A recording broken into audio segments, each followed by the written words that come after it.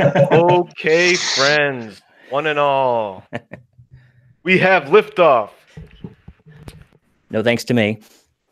Sorry for the link, everyone. I'm gonna own that one up. I had browser issues. I was gonna keep it a mystery. I was gonna say I'm not gonna name who couldn't get into the chat, but someone had issues. But I got everyone. The whole team's on the X-Jet. We took off. We're ready to engage into the mission, and I really appreciate the 12 homies that are hanging out.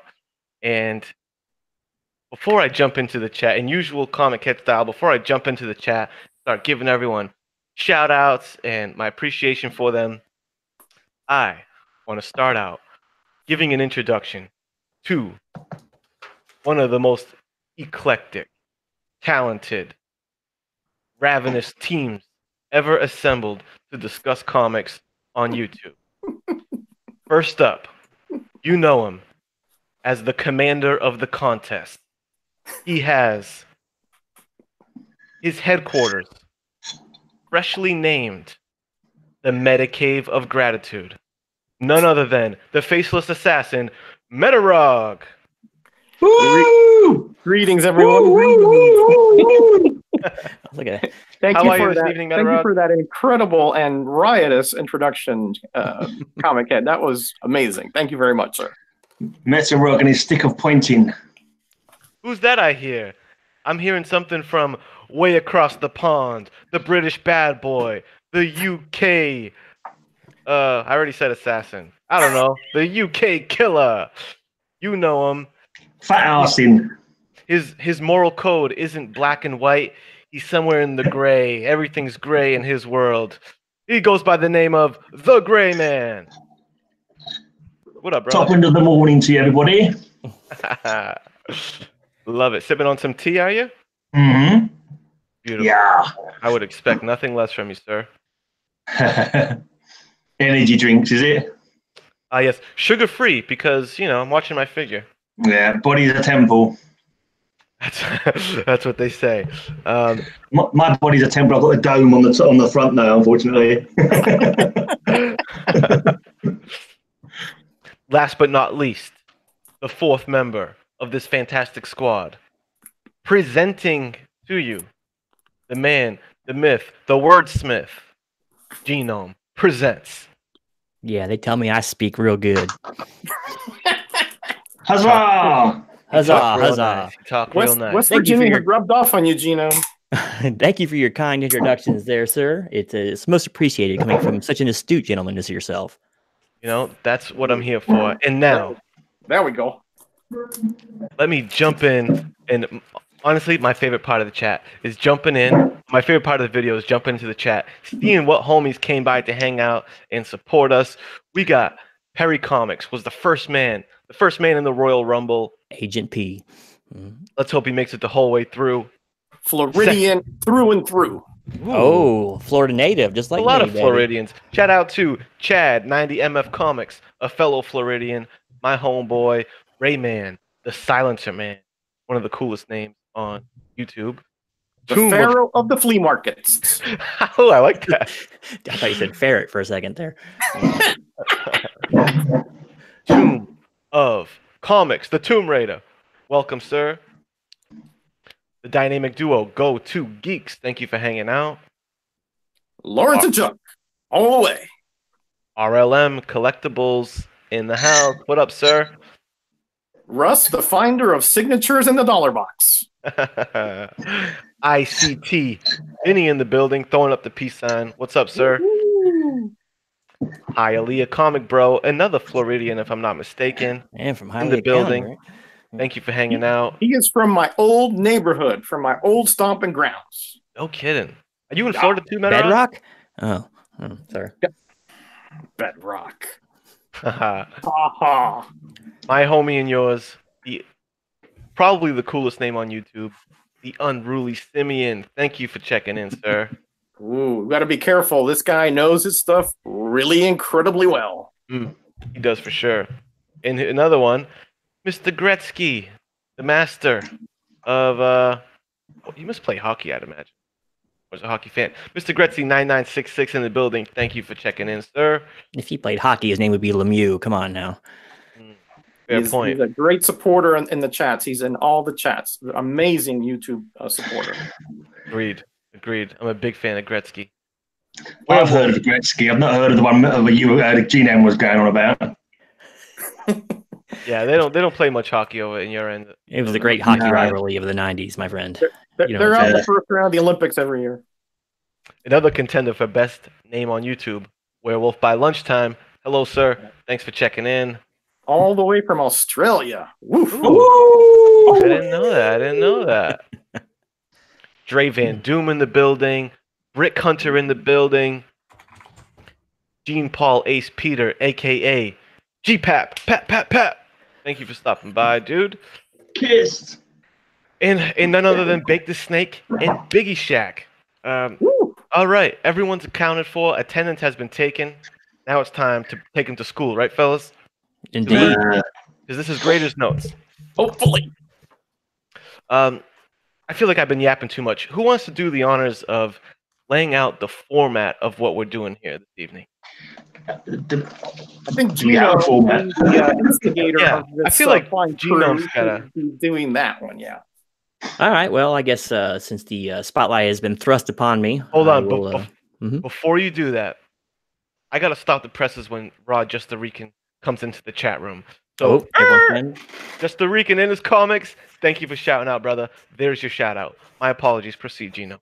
Florida's coming in strong in this chat. Real strong. Right there. I'm just feeling the oranges flowing through my veins. So, all right. Well, greetings, everyone.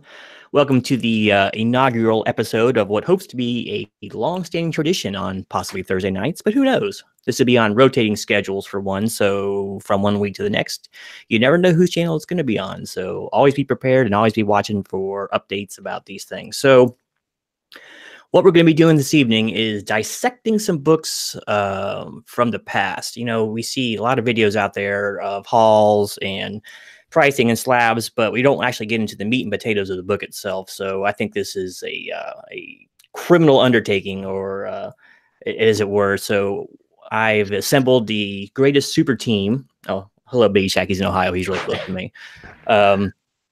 Of comic aficionados to kind of break down these books and let's get them thrust in the spotlight. Now, a lot of people are going to say, well, Genome, you know, it's a high value book, you know, it's CGC loves or whatever. It's just good. It's just a good book. Not necessarily. Take, for instance, that book back there, First Appearance of Gambit. That's a good book. It's got a good story. It's got great art, good cover. But, you know, is the first appearance of Jubilee a great book? You know, it's a first appearance, but it doesn't mean it's good. So we're going to go ahead and take a look at a lot of the big tentpole issues back from the late 80s, early 90s, kind of the golden days of comics, at least in my humble opinion, basically all through the 80s, really. But and let's just see if they actually hold up. Let's see if they're actually good books. So we're all going to rate different aspects of the book, and I think hopefully you find it interesting in the different perspectives we each have for the same exact book. So we're going to try to do 2 to 3 books a week. This week, we chose 2 of the biggest books basically ever sold. Kenny's back there about to bust a rib. I'm trying not to laugh. No. I was trying to burp off mic because whenever I make a sound, it puts the camera on me. I was trying to... All right. Sorry. But, yep, actually, Greyman's holding up the said books as we speak right now. I'm here for my modeling purposes. Let's see. Oh, boy, look at that. Great work. He's not just a pretty face either, folks. But yeah, we're going to take a look at 2 of the highest selling comics of all time, and let's find out if they're actually any good. So, Metarog, do you want to go over some of the criteria we're going to be judging, or do you want to keep rolling? Sure.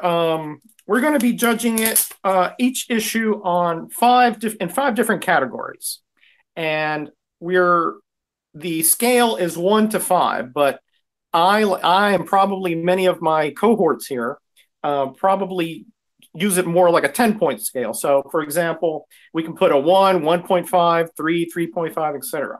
Now, 1 being the absolute, you know, bottom of the barrel. This is like the rust on the crust. This is the worst of the worst. And 5 being the pinnacle, you know, the quintessential issue, the one where, you know, the heavens open up and shine upon that issue. Your gift for allegory knows no bounds, my friend. Thank you very much. And the categories that we will be judging, that we will be measuring, or, you know, shall we say, grading, as the title suggests will be first on the cover, next on the interior art, on the quality of the story, the concept of the issue, and then an overall grade, which may or may not be an average of the four aforementioned categories. All right. And that's, I believe, what we agreed upon. Yep. Now, I don't know if anyone else did this, but we've all agreed, well, most of us did agree to show a few of our examples so you kind of know where, our likes lie. So, Greyman, did you get some out there? You're shaking your hand. Look at that date code. I am terrible at deciding what my favourites are on anything, to be honest, and I've kind of passed on. I'll tell you what aren't my favourites, though. Spoiler alert, these two are not my favourites that we're doing this week. Definitely not my favourites. These have been, I don't want to jump ahead, but these, you'll find out when I get to come in to do my scores, I suppose. But I mean, I like stuff like Firestorm and Sandman Mystery Theatre, Suicide Squad, Spectre, those kind of runs were pretty good. But yeah, I don't know, I'm terrible at knowing creators. Like Brian Boland's one of my favourite artists, and Carlos Esquera, but they didn't do an awful lot of DC apart from covers, really. Yeah, but I don't know. I know everyone loves. Well, not everyone loves him. Not everyone loves what's his face, Liefeld. But I know most people like Jim Lee. But I was not really thinking about it before. But now I come to look at it like when I'm trying to do a review of it, I'm looking at it, I don't actually like Jim Lee art, to be honest. I'm not that keen on it. Well, hold on. Well, save that for the main. Before we jump into that, yeah. So first round is get a sense of what kind of books you dig, right? Is that right? So that you can get a sense of where you're at, where you're coming from. Is that about right? That's right. Yep. Hey, real quick, let's give a shout out here to Greyman, by the way. What is it? 1:30 your time over there right now? Yeah, 1:30 now. Yeah. Thanks for hanging in. All right. No worries. Exactly. Well, I can give an example if you guys wish. Sure. Please go ahead and lead it off. Age before beauty. So, well, then I got much more on you guys than that. Let me think. Okay, cover. Okay, this is my bottom of the barrel cover right here. Okay, this is something that, if it wasn't because it was in a run, this would be, run out of town essentially. Absolutely, atrocious cover. Spider-Man looks like anorexic. He's got his knee joint looks like it's been inverted. Whoever this guy is down here is like it's in the foreground here, and his head is like just totally misshapen. There's no background. Okay, I mean, absolutely nuts. Just a yellow. That's it. I mean, this has absolutely no redeeming qualities in my opinion. All right, so that's a 1 all the way. All right. The story is also pretty bad, but it's not a 1.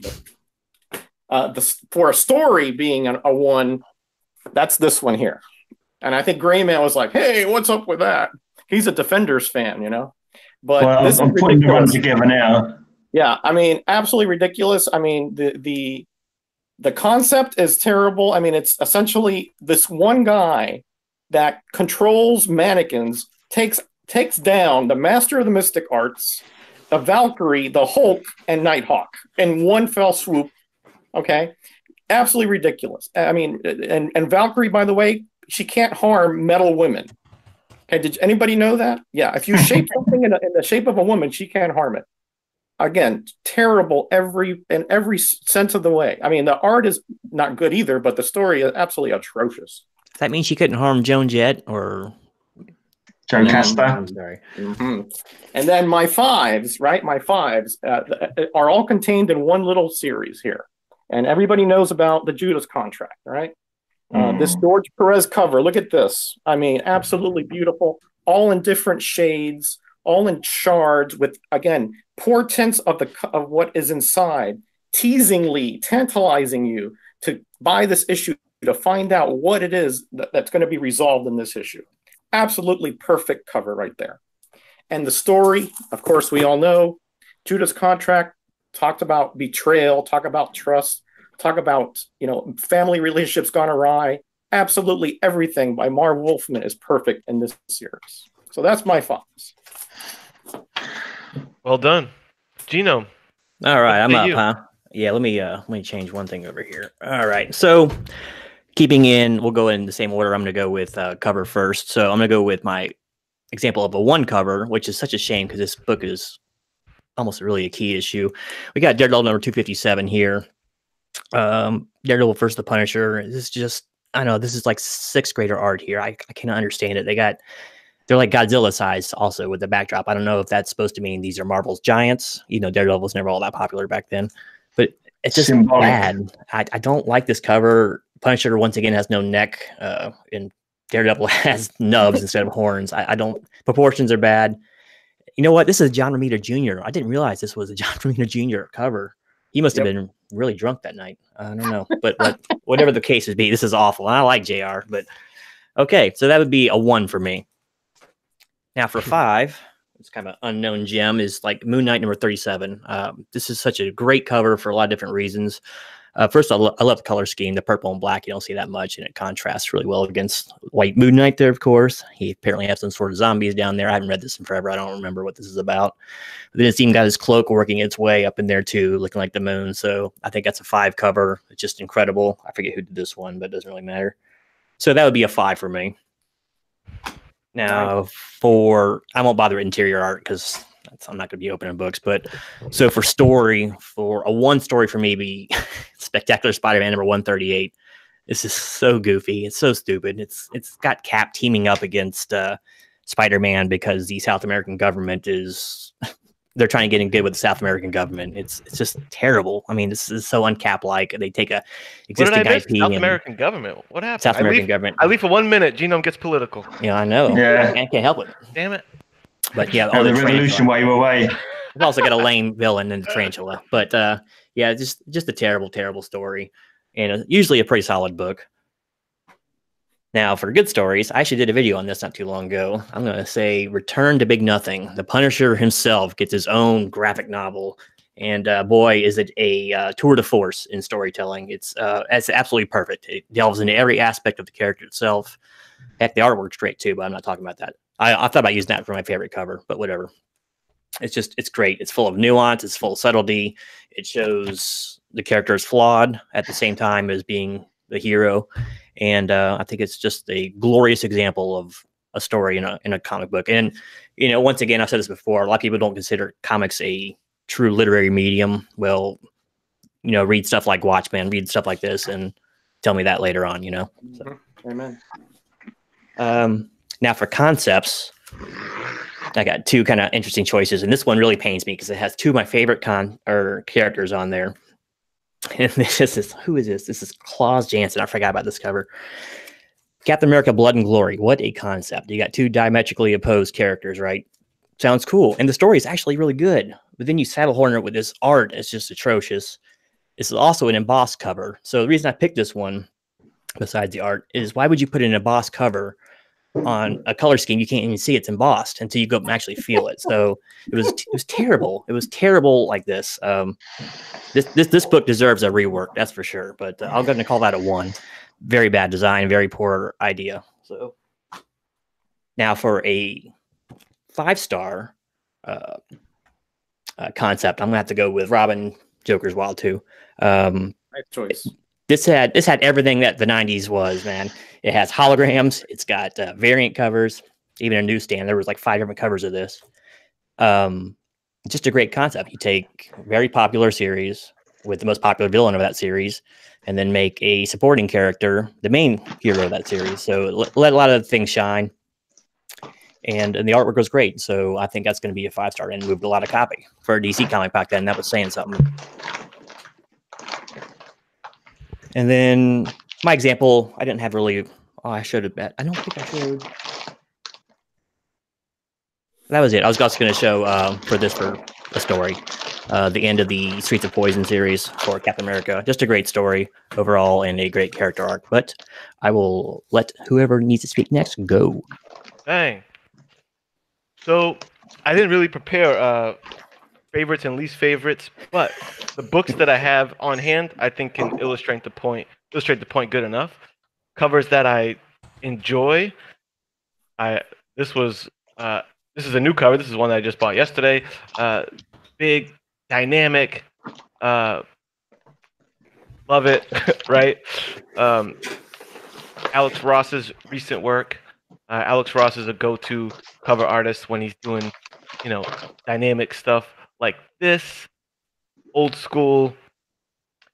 You give me a Batman cover like that, Ooh, uh, nice. I'm Saw that one in. earlier. Yeah. Cool action. I love these retro Batman covers. There's always like some really really dramatic sayings on it. You're cordially invited to the execution of Batman. That stuff is great. Even though I wasn't too big on the Middleton Batgirl craze, something like that is just like a true work of art. So I'm definitely into the modern thing that's going on with just like a totally separate artist banging out, beautiful covers, but they have nothing to do with the inside, So that doesn't mean that I'm not. We're gonna have issues there, Kenny. We're gonna have issues there. Yeah, I know. But I was gonna say, but that doesn't mean that I'm still not a fan of classic covers that are part of the narrative of what's going on. Old covers are the best. I feel like that's a lost art. Is when what's shown on the cover is giving you a little taste of what's going on inside the book. I love that.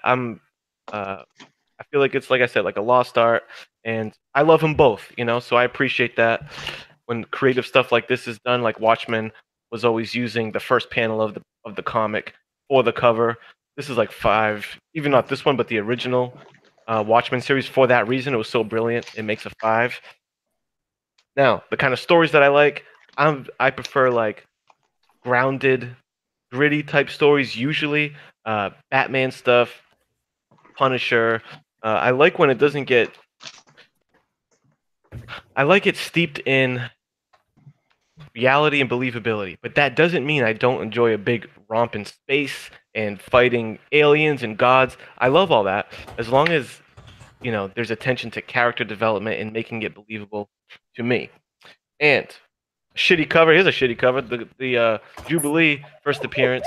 Characters way off in the background. Like these, you can't even. So they're way off in the background. The highlighted thing on this cover is random shadows. That's not interesting. This is a terrible cover for a great character first appearance. So, boom. That's what I got going on. I'd say let's start digging into these books. What do you say, guys? Yeah. Unless you had some examples there, Greyman.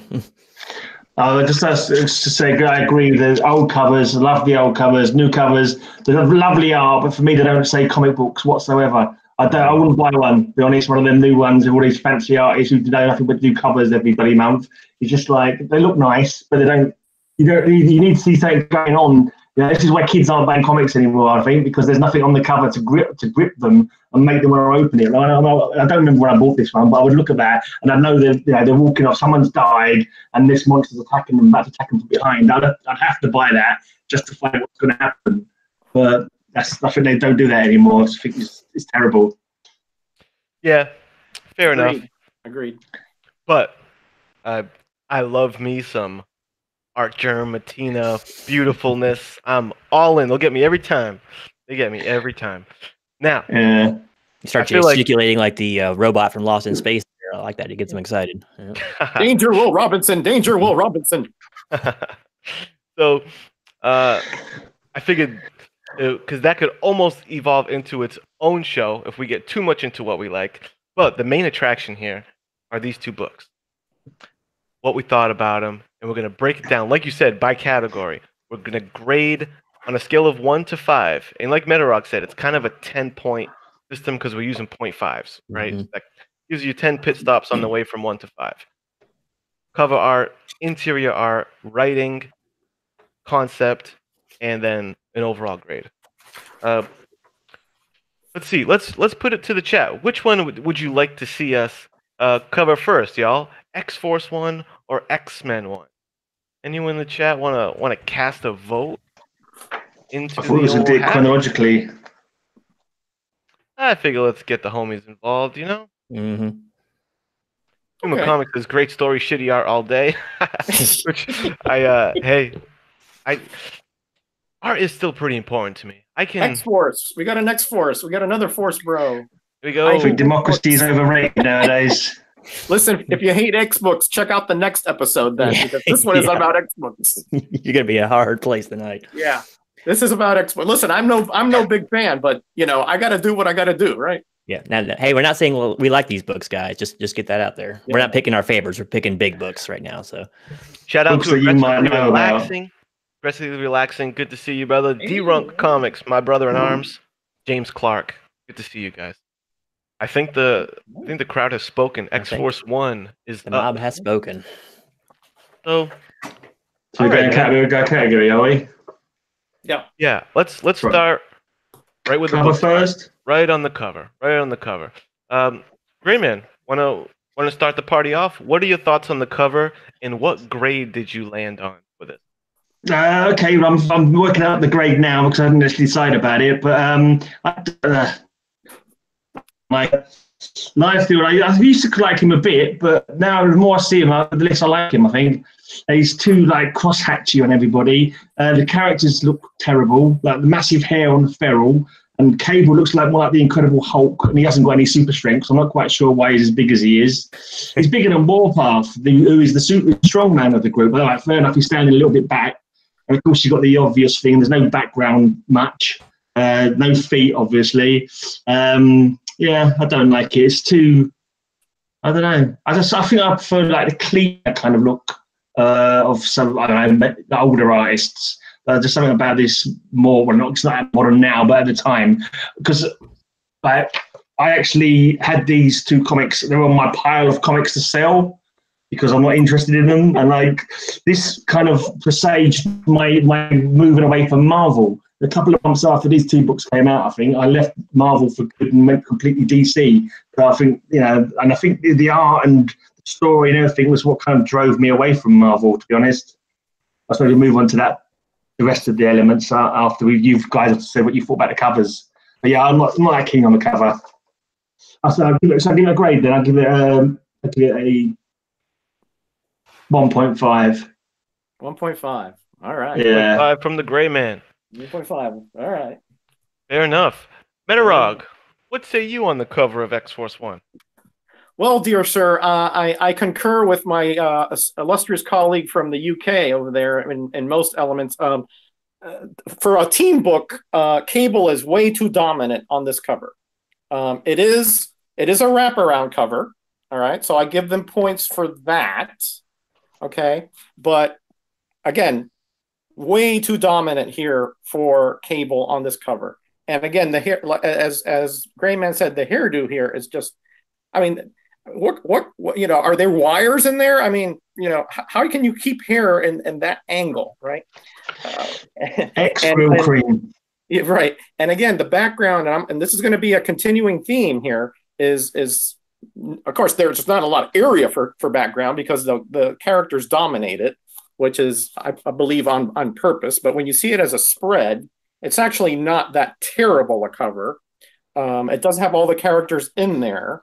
But I can't like this, and I'm gonna sort of focus on an area here of Cable, which I'm not going to describe, but I think you all can see it there. And this is going to be also a continuing theme, and that is very distracting. So I give this a 2.0. Square crutch. 2.0 from Mr. Metarog on the X-Force cover. Genome. Next All right. up. Well, step right up. Well, a lot of people have been showing it. I mean, I have it right here too. Gatefold is a plus, so it has that going for it. That's kind of cool. Wasn't a lot of books like that back then. As far as the characters, you know, the female characters are actually drawn fairly well, and they're fairly proportional. Actually, I think Feral looks fairly good on this, but the males are just ridiculous. You know, it got said earlier, why does Cable look like the Hulk? And yeah, he's way bigger than Warpath, and Warpath is supposed to be the strong guy. So yeah, it just makes no sense. Now, I hadn't paid as much attention to Cable's nether regions as Metarog has, but now that he's pointed out, I can't unsee it. So just following me around the room. You know, it's once again, this is the calling card of Liefeld. You know, his proportions are all wrong. If you look at Shatterstar in the back on his thighs, look at his quads. His quads are bigger than Tom Platter's quads. he would walk like a duck if that was really, you know, the size of his quads. Like I said, Tom Platz would be jealous of him. But so yeah, point. it doesn't work. I mean, you know, at the end of the day, it's a good group portrait. Not saying good art, but it's a group portrait. But it doesn't give you any clues of what's inside the book, what's going on, what the motivations are. You just got to do with the gun and a cat lady, and looks like an angsty teen in the back there. So yeah, it's just I don't care for the cover at all. I'll give it 2 out of 5 just for mostly its gatefold, and I think Boom Boom looks decent, and so does Domino, and Feral. So yeah, 2 out of 5. I think Domino and Cable's hands look really bad as well. Thinking about it.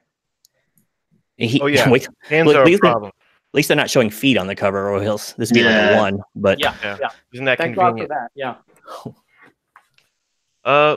Okay. What did you have? 2 Genome? Yeah. All right, 2 from the Genome. What say me? I mean, it's really not doing anything special for me. The logo of X-Force. I mean, it's very derivative of the X-Men logo. They just kind of flopped the perspective. I'm not sure if he was in charge of creating an X-Force logo. If so, should have came up with something a little more creative. The Cable's huge. I guess it didn't bother me so much that Cable was huge because he's got so much shoulder pads and armor going on. It's as a cover image, because once you get inside, it'll be a negative that it's not consistent, because inside he's not that big. But if I just walked up to the rack and I haven't opened it yet, I'd say, damn, that dude looks huge. And it's not a bad thing per se. I agree that Liefeld does females pretty good. I don't have too much of a problem with Liefeld's drawing of females. I've always hated the design of Shatterstar, actually. Yeah, Warpath's neck is ridiculous. I don't like the purple cover palette behind. I do plus for a gatefold. Negative for putting smoke on the bottom of the page because you didn't want to draw feet. That's ridiculous. So that's a positive for me. Yes. Yeah, they probably edited that in afterwards, actually.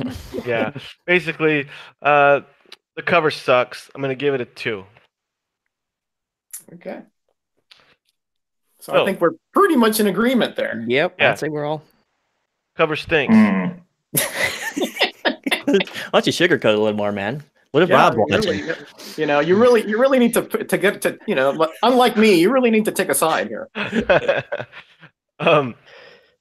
So next up is the interior art of this comic. Now, we're talking Rob Liefeld interior art. We had a lot to say about the art on the cover, but how did it transfer over to the inside of this book? Now, why don't we start this round off with Mr. Metarog? What say you on the inside art? Okay.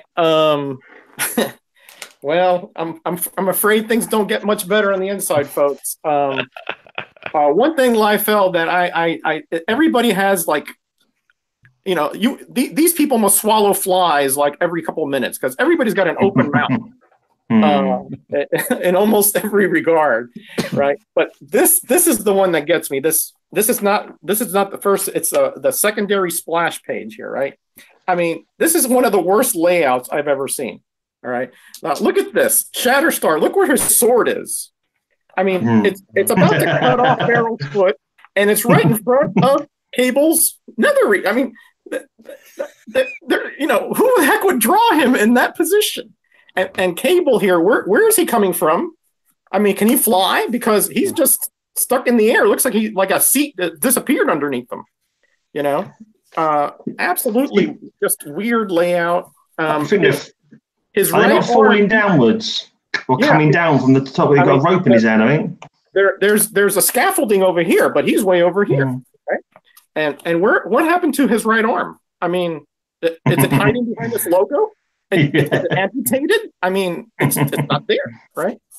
And then finally, look at, I don't even know what this is. Is this a bicep? Is that a tricep? Is that a what is that on Warpath right there? That bump?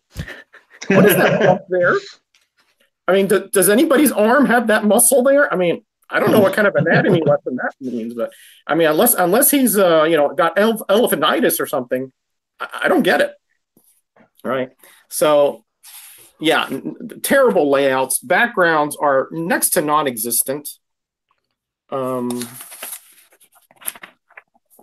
Again, his like that's not too bad a panel there, right? I mean, it's got some good action. It's got some onomatopoeia there, but come on, where's the background here?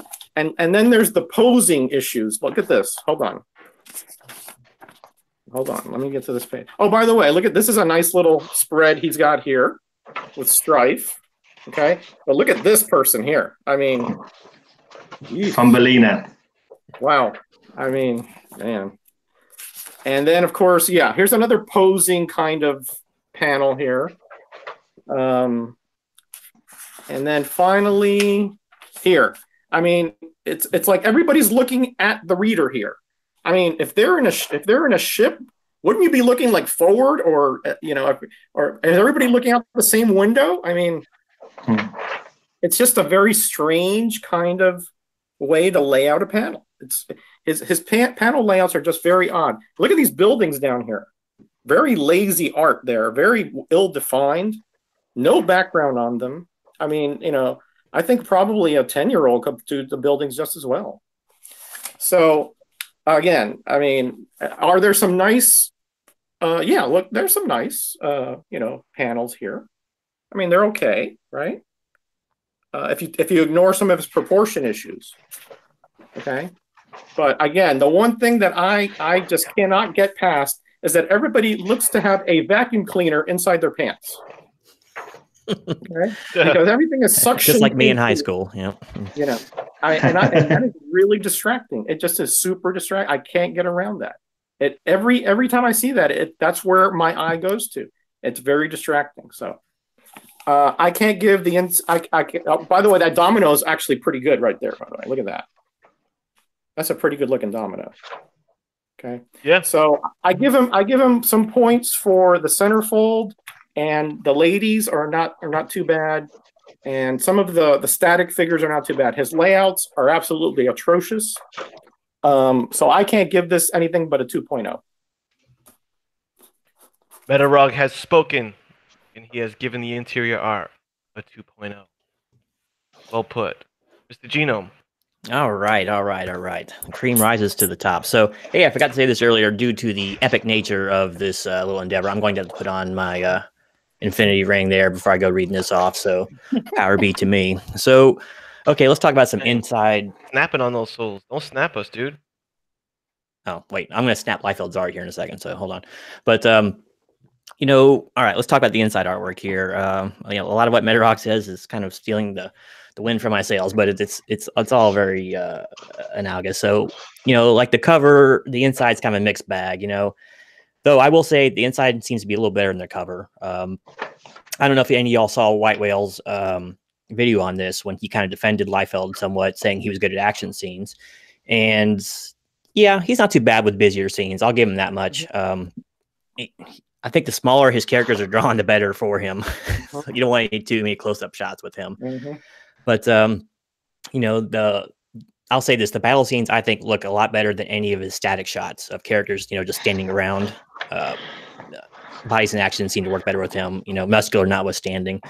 There's a lot of small panels throughout it, and the backgrounds they're pretty juvenile. They're bad. I like some of the background colors though. He uses some purples and stuff. You don't see that too often.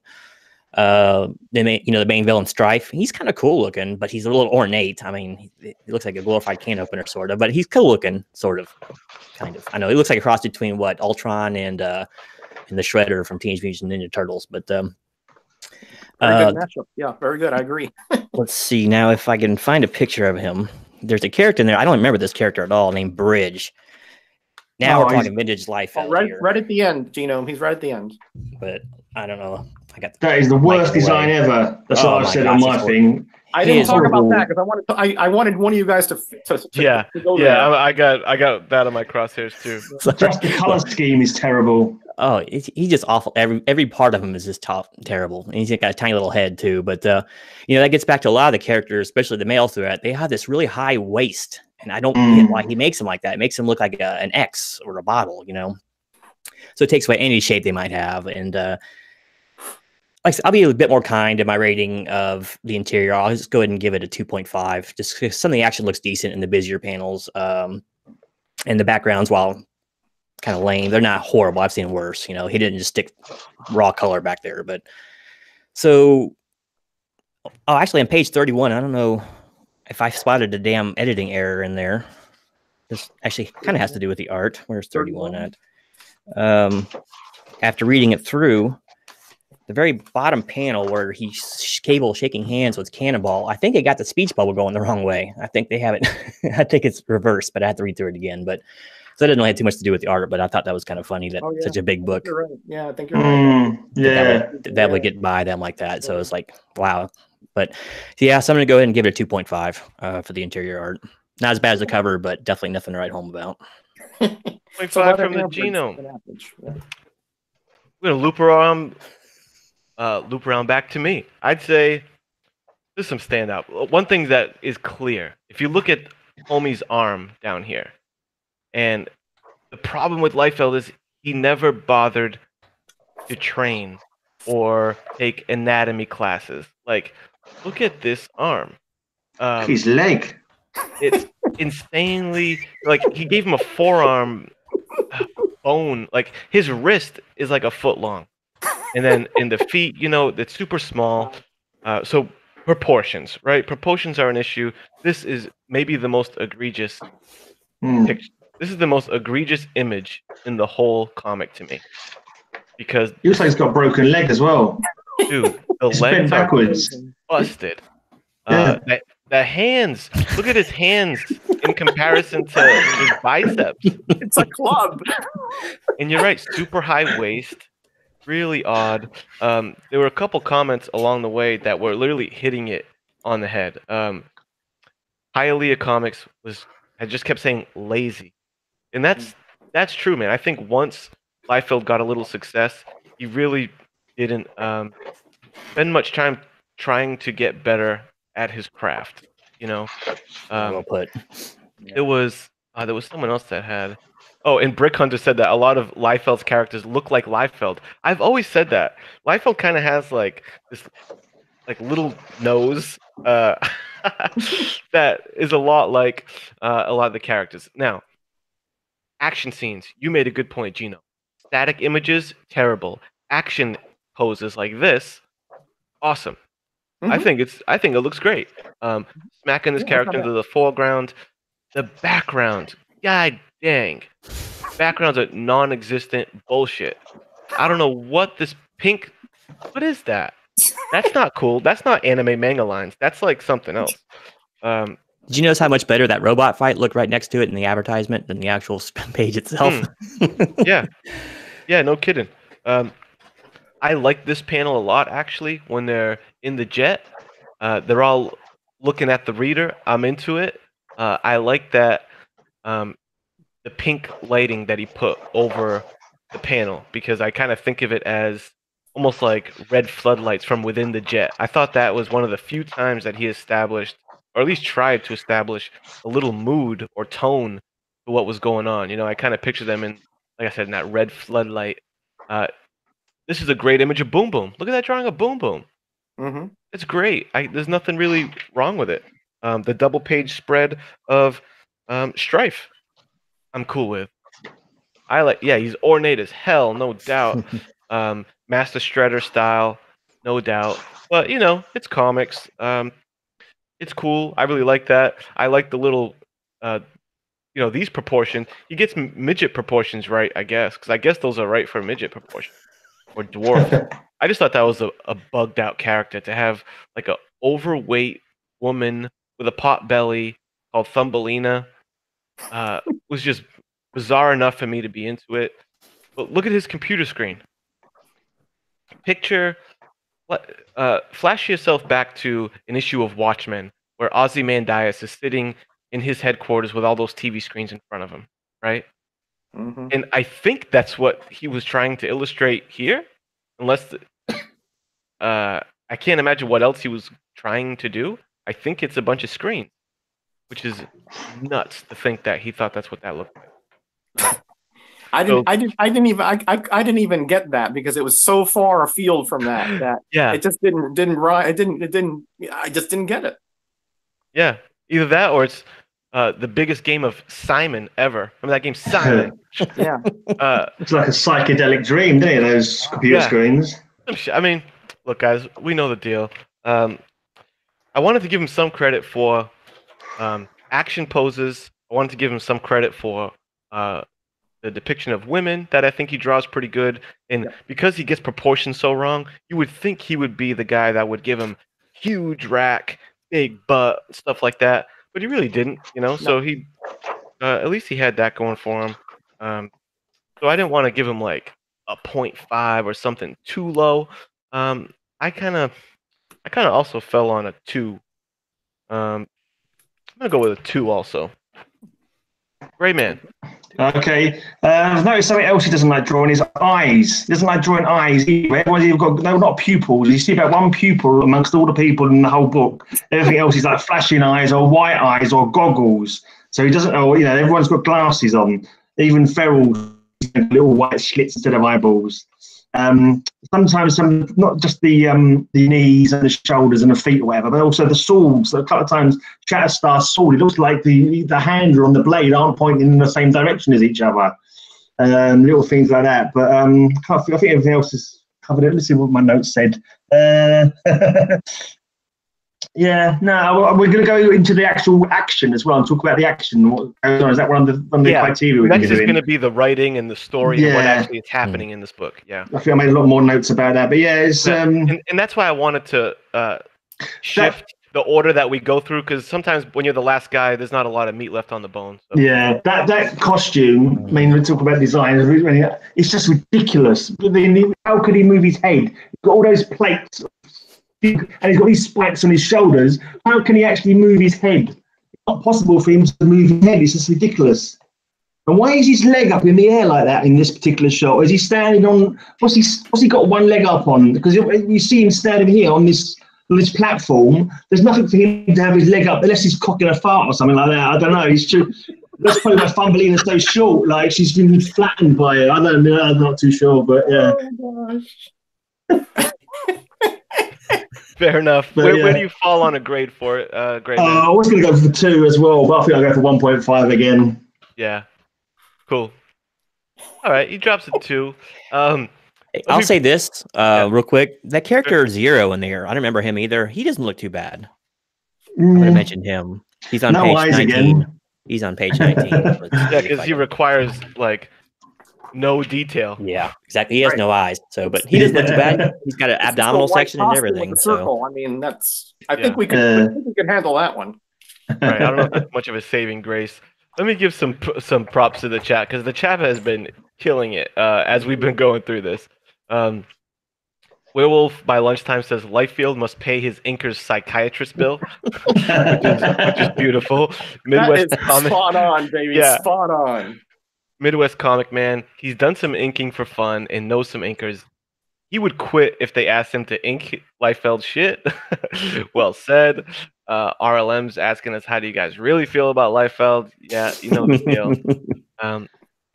Hi, Aaliyah, kind of having fun at. It's a key that Deadpool is in X-Force 1. Isn't that right? You guys, that's like technically his true first or something. I think you're talking about New Mutants 98 there. Okay. The roll call, whatever, back there. Oh, yeah. Not in the story. Yeah, I guess it's still subject to the same scrutiny because it is some Liefeld hotness.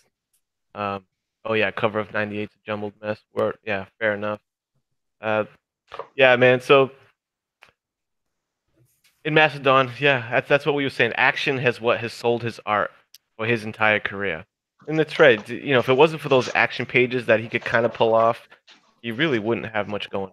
No. And, hey, Greyman, what was your score again? 1.5.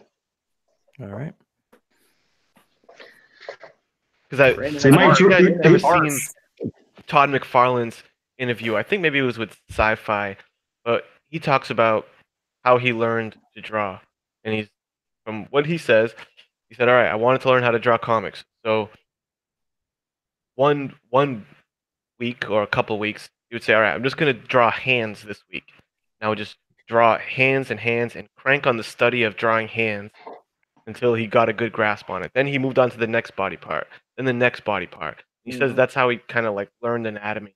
But it sounded like he put in like his 10,000 hours, of studying and trying to learn the craft. And I feel like once Liefeld got just good enough to get published, that was it. He didn't evolve.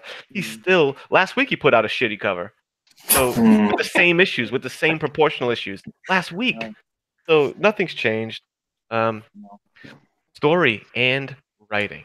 And he was really hot. I mean, really hot back in the early 90s. I mean, when we did shows, everybody was asking me for Liefeld stuff. And now I look at it and I'm like, I should have sold everything. But I did keep some. So thinking it might have to do something in the future. Siren song of hope. In anticipation of this show, I actually powered up my old phone here in case Rob wanted to call. So I got my Nokia going. And hold on, he just called a few minutes ago. 1 second. Yeah, Rob, what's up? Yeah, we'll quit ragging on you. You got only 3 more sections left, so don't worry. All right, man. Hey, you still got them jeans? You do? Cool. Yeah, I'll take 3 pairs and some gas. All right, man. We all say hi. Love you. Bye. Good. Well, at least the next section, we can't rag on Liefeld because I don't think he had anything to do with the scripts. Okay? Oh, can I just say one thing about that, about the credits? He Did you did guys notice this?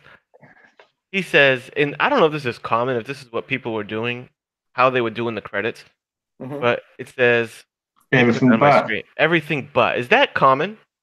Everything I've never seen that but? one before. Because it says So Rob does that- Liefeld, but the crazy part is it says Rob Liefeld, everything but, and then he literally lists everything: words, which is writing; letters, the letterer; color art, the colorist; baggy eyes, I assume he means the editor.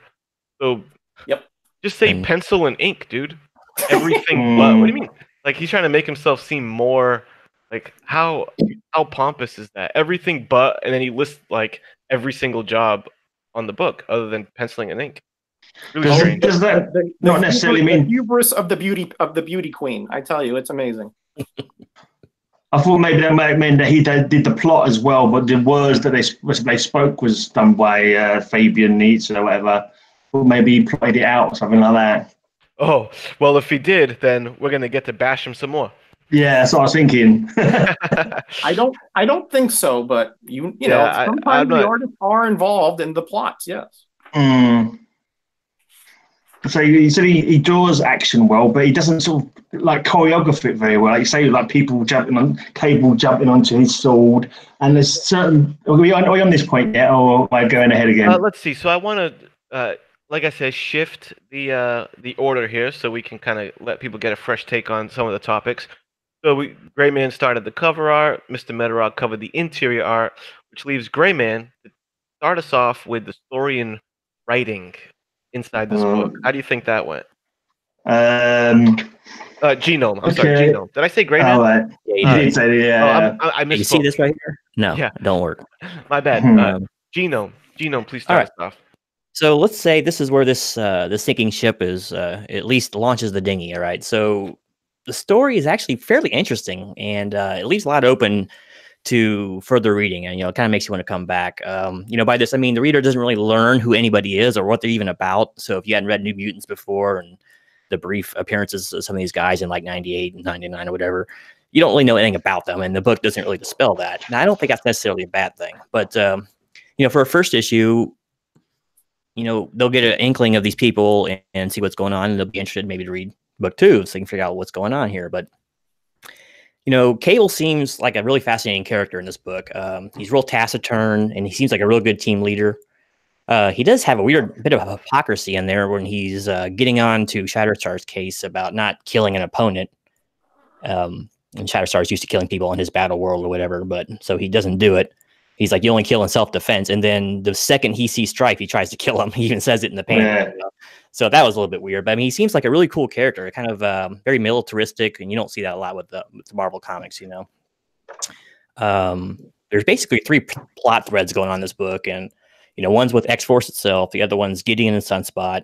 And third is with this Bridge character who is, I guess, working with S.H.I.E.L.D. But I don't remember him at all. But, Gideon and Sunspot don't really fit too well in the story yet. So they're kind of an outlier. But, the rest of the story seems to actually blend fairly well. There's a good order to things there. And it even shows that Cable has telekinesis, So it furthers the mystery, and it just gives you a reason to buy book 2 to see what's going on with these guys. So it's nothing groundbreaking inside, but I'd say the story's pretty solid. I'm actually gonna give it a 4 out of 5. Wow. 4 out of 5 Yeah. from Genome. Wow. All right, brothers and sisters, let me tell you something. The art is, we've established, pretty bad, right? The writing in this book, to me, is going to get the lowest score out of everything, right? So here's my beef. I feel like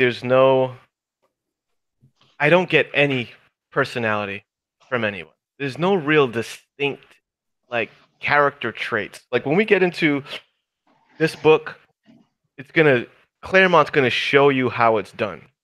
Spoiler alert. This is not how you do a team book. Everyone kind of just felt like the same person to me. I didn't feel like everyone's just kind of either taunting for some action to happen, like, come on, come get it, I'm gonna kick your ass, or they're kind of like busting each other's chops. I feel like there's nothing too pivotal being said.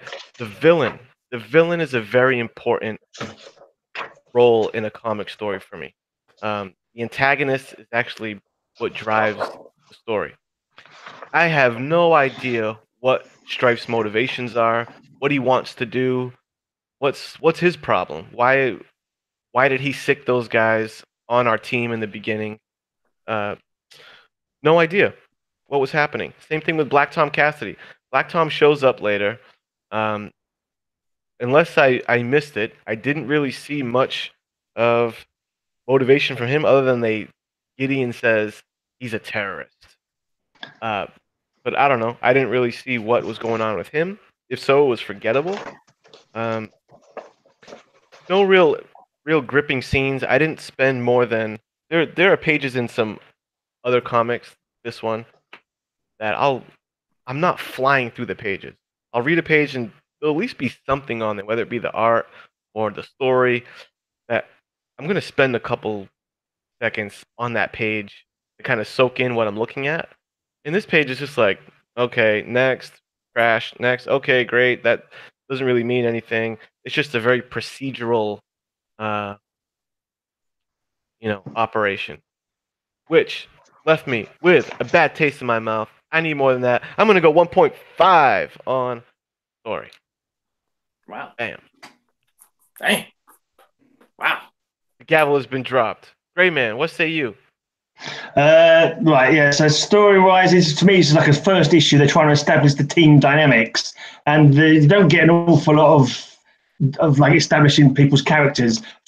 She's feral. She's a bit, bit of a loose cannon. She's violent. And the same with Shatterstar, but he's more of a warrior rather than a wild person. But they're practically the same. They're both like, be happy to kill and to maim, but they're being held in check by Cable. But then that's about it, really. You don't see anything from Cannonball much. You don't see any idea of what Boom Boom's about or Warpath's about. So you kind of later on you realise that you find out that Cable is keeping secrets from them about his powers. They've got no idea why he's keeping secrets about their powers. They've all got powers. So why would he choose not to show off his telepathy? What could possibly be the point of that? To me, that just seems like a silly thing to be doing. Why bother keeping secrets, like that? It's not like no one else in the world has got powers and you're keeping it secret. The fight scene, I want to talk about the fight choreography and the way that's done, but that's not really plot though, is it? But I don't know when we're going to get to that bit, because that's mainly what I've written notes about, to be honest. You can cover that here because, feel free to cover that here. Sure. Can we cover that here? Oh, you can kind of we see Cable fire about 2 shots from his gun. Boom Boom throws about 1 bomb, and then they get faced off by these 4 really terrible villains. And these 4 villains, Forearm, Reaper, Feral, Warpath knocks out Firearm, Shatterstar just literally chops off Reaper's hand. Right, and there's another character called Kamikaze. For one, that's the stupidest name ever, because what does Kamikazes do? They crash into boats and sink them, don't they? And also, he comes out, Kamikaze, you don't see him again. He comes out in that scene, he comes flying out towards them. Unless I've completely missed something, nobody fights Kamikaze. and he doesn't actually do. I mean, I don't know if I'm going blind, but like he comes out with the rest of them in that picture, and what gets me, the four of them are coming charging in, and there's Boom Boom and there's Cable, and they don't fire at them. They don't fire any bullets at them for any reason. This guy with 4 arms, why isn't he carrying 4 knives or 4 guns? Why is he like charging in, just swinging his arms around? And what gets me as well, he managed to get Cable in a bear hug. Why hasn't Cable shot him 20 times before he got to him? I don't understand how he managed to get close to him. And it's just, I don't know, just everything about the fight scenes are just rubbish. I just think they're really bad. But that was particularly about that kamikaze bloke, because I don't know what, I'm trying to find it again. He comes flying in. You can see him, I think, flying in there. But that is it. You don't see him again in another panel unless I've gone blind. Did anyone else see him after he come flying out? Have I imagined things? No. You know what? He flew into Cable's crotch. That's why you can't see him anymore. He must have done. Literally. I don't understand. Where's Cannonball as well? Cannonball's like he's invulnerable. He flies fast into things. These 4 people are coming charging forward. Why doesn't Cannonball just plow straight through them? I don't understand it. Why doesn't Cable fire any bullets at them? Why doesn't Boom Boom throw any bombs at them? Just really bad sort of fight scenes, if you ask me. How does Forearm get to grab him in a bear hug without being shot 50 times before he got to him? Still very, very daft. Yeah, that's it. Don't see that kamikaze again. Then Zero comes up, and this wild side, he's got his tongue ripped or his jaw broken or something by Feral. That's just a really weird fight scene as well. They're in a fight. The worst dialogue ever in this fight. They're basically making jokes about, you scratch my back, I'll scratch yours. Ooh, promises. Must be my animal magnetism. Ugh, Kitty Cat's perfectly prepared to fight her. It's like, oh, God. It's like, I hate that. Oh, let's make you hack up a furball. What do you say? It's just trash. Yeah. It's just, and also he's got the same hair, exactly the same hair as Finn. Is he like I don't know, a counterpart? Yeah. What are the chances of that? The same stupid hair. Yeah. And he puts her fingers in his mouth to break his jaw out. He's got sharp teeth. Bite her thumbs off. I don't understand. Just. But yeah, I think that was everything I had on the. Yeah. Where do you fall on a grade, would you say, for writing? I don't know. I'll go 1.5 again. 1.5. Hey, I'm with you. See, I see a pattern here. Yeah, I keep thinking about maybe doing 2, but then I decide it's too generous. It's too generous, right? Gotcha. Yeah. Gotcha. Okay, and people are wondering if we would bag on New Mutants 98 as much. I got no love lost for New Mutants. I don't really revere that book that much. I don't own it, and neither do I. I suppose I could get read it digitally, but I would think it's the same team that does that book, thing, so right? probably won't be a lot different. Yeah, I imagine we'd be dealing with the same stuff. Yeah. And let's see, considering we've hit about an hour now and we haven't got to X-Men 1 yet. So I just want to make us aware of that, and maybe we can just kind of knock out. Quick. Yeah, I'll be quick. Mr. Metarog, you're up, sir. I'll be quick. I think a lot of I kind of fall in between Greyman and Genome. Again, I may be blinded because the art is so distracting that the writing seems like War and Peace, but to me it's very average. I mean, again, it's a first issue. If you read the previous New Mutants issue, you can see how they were formed, how they graduated from being the junior X-Men team to now a more mature and have their own agenda. So they're trying to sort of set the mood for that and future issues. So that's why they have all these running subplots that are not yet matured, because they're teasers of the sort. And that's what this issue is. It's to sort of get you interested in the characters and in the situations that they find themselves, and not so much the great dialogue or the moral behind the story or anything like that. They just want to put you in the action. They want you to realize, like I think Gray said, that Feral is essentially a Wolverine, but even more bestial. Shatterstar is a misplaced warrior. Warpath doesn't say much of anything, so you don't know what the heck's up with him. And Cable is an enigmatic leader with possibly a hidden agenda. So it's all sort of just to sort of get you to sort of open your mind to possibilities in the future. Okay, the dialogue is okay. I mean, Nascenzia also wrote The New Warriors and had a similar style where plot lines were sometimes dragged out a little too long, but overall, I didn't think it was atrocious. I do think that they did spread themselves a little too thin with the 3 plot lines. I think just 2 would have been fine for a first issue, but it is what it is. The whole thing with Shield here again, they spread themselves way too thin, but I can't say compared to the art. Again, this is a magnus opus, so I give this a 3. 3 on the writing. Fair enough. In comparison to the art, you feel like it probably made the writing seem better, and maybe the dog shit art was making me grade the writing on a curve too. But I wasn't. I wasn't in for it. Now, the last category was concept. Genome, can you refresh me on what this one was again? Concept is going to be either 1-2 things. Basically, with the 90s was, well, we know the concept of that, but I mean, was either the exterior, the book itself had a special concept? Was it like the first embossment? Was it a hologram issue? Was it a variant cover that maybe hadn't been tried before, something like that? Or was it taking something in a completely new direction? Kind of like X-Men 1. If you get down to it, they took an established team that was already pretty popular and they completely rebooted it anyway. So that's kind of a concept, but I would say it's more of marketing, is a little more towards marketing what the concept would be. So I hope that makes sense to you. So okay, kind of like that Joker's Wild cover, there's a lot going on there as far as sales go. So maybe like gimmick, kind of like what's the gimmick? Yeah, there's a gimmick. It could be interior too. It could be a gatefold inside the book or something like that. It came with a card, didn't it? So this is the one that I guess I get first. I didn't have. I don't own the poly, but they had a poly bagged one, right, with a card in it. Yes. Mm-hmm.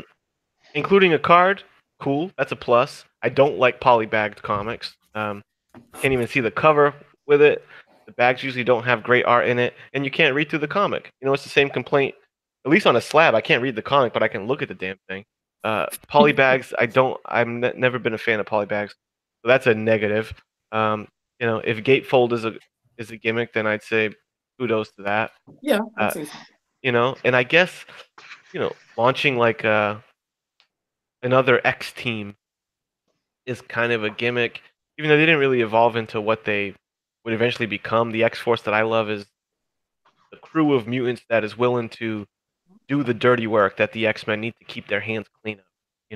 They're willing to kill, they're willing to get dirty.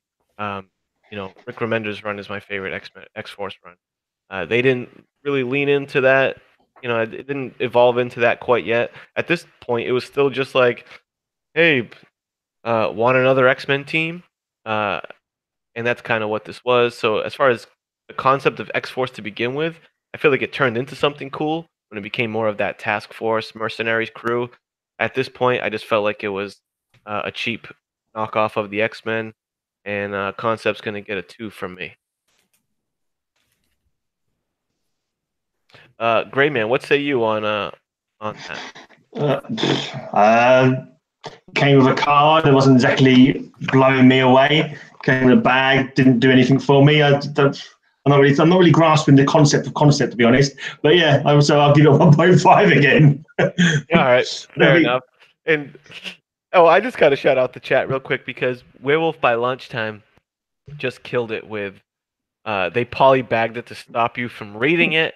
And Tomb of Comics nailed it with X farce. Thank you, sir. Well done. I think that was an actual issue, a satire that was out there. There was a parody comic, wasn't there? Yep. Tremendous. We got a 0.5 from Greyman on that one. Metarog, what say you on the concept? Well, believe it or not, the concept is my highest grade. I think that the concept is actually pretty good. When you think about the New Mutants, and they were no longer relevant as a New Mutant title. They had to change it to something else because they were no longer the junior X-Men. They were now their own team, and like you said, they were out there. They were more aggressive. They have an enigmatic leader with an agenda and a villain that obviously is permeating now the subplots. So I believe that a new issue in this case was called for. The gatefold cover is also a plus.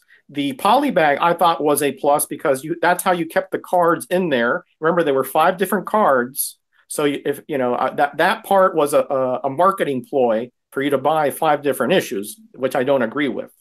But I believe that the polybag in this case was appropriate because that meant that you for sure had a card in there if it was sealed.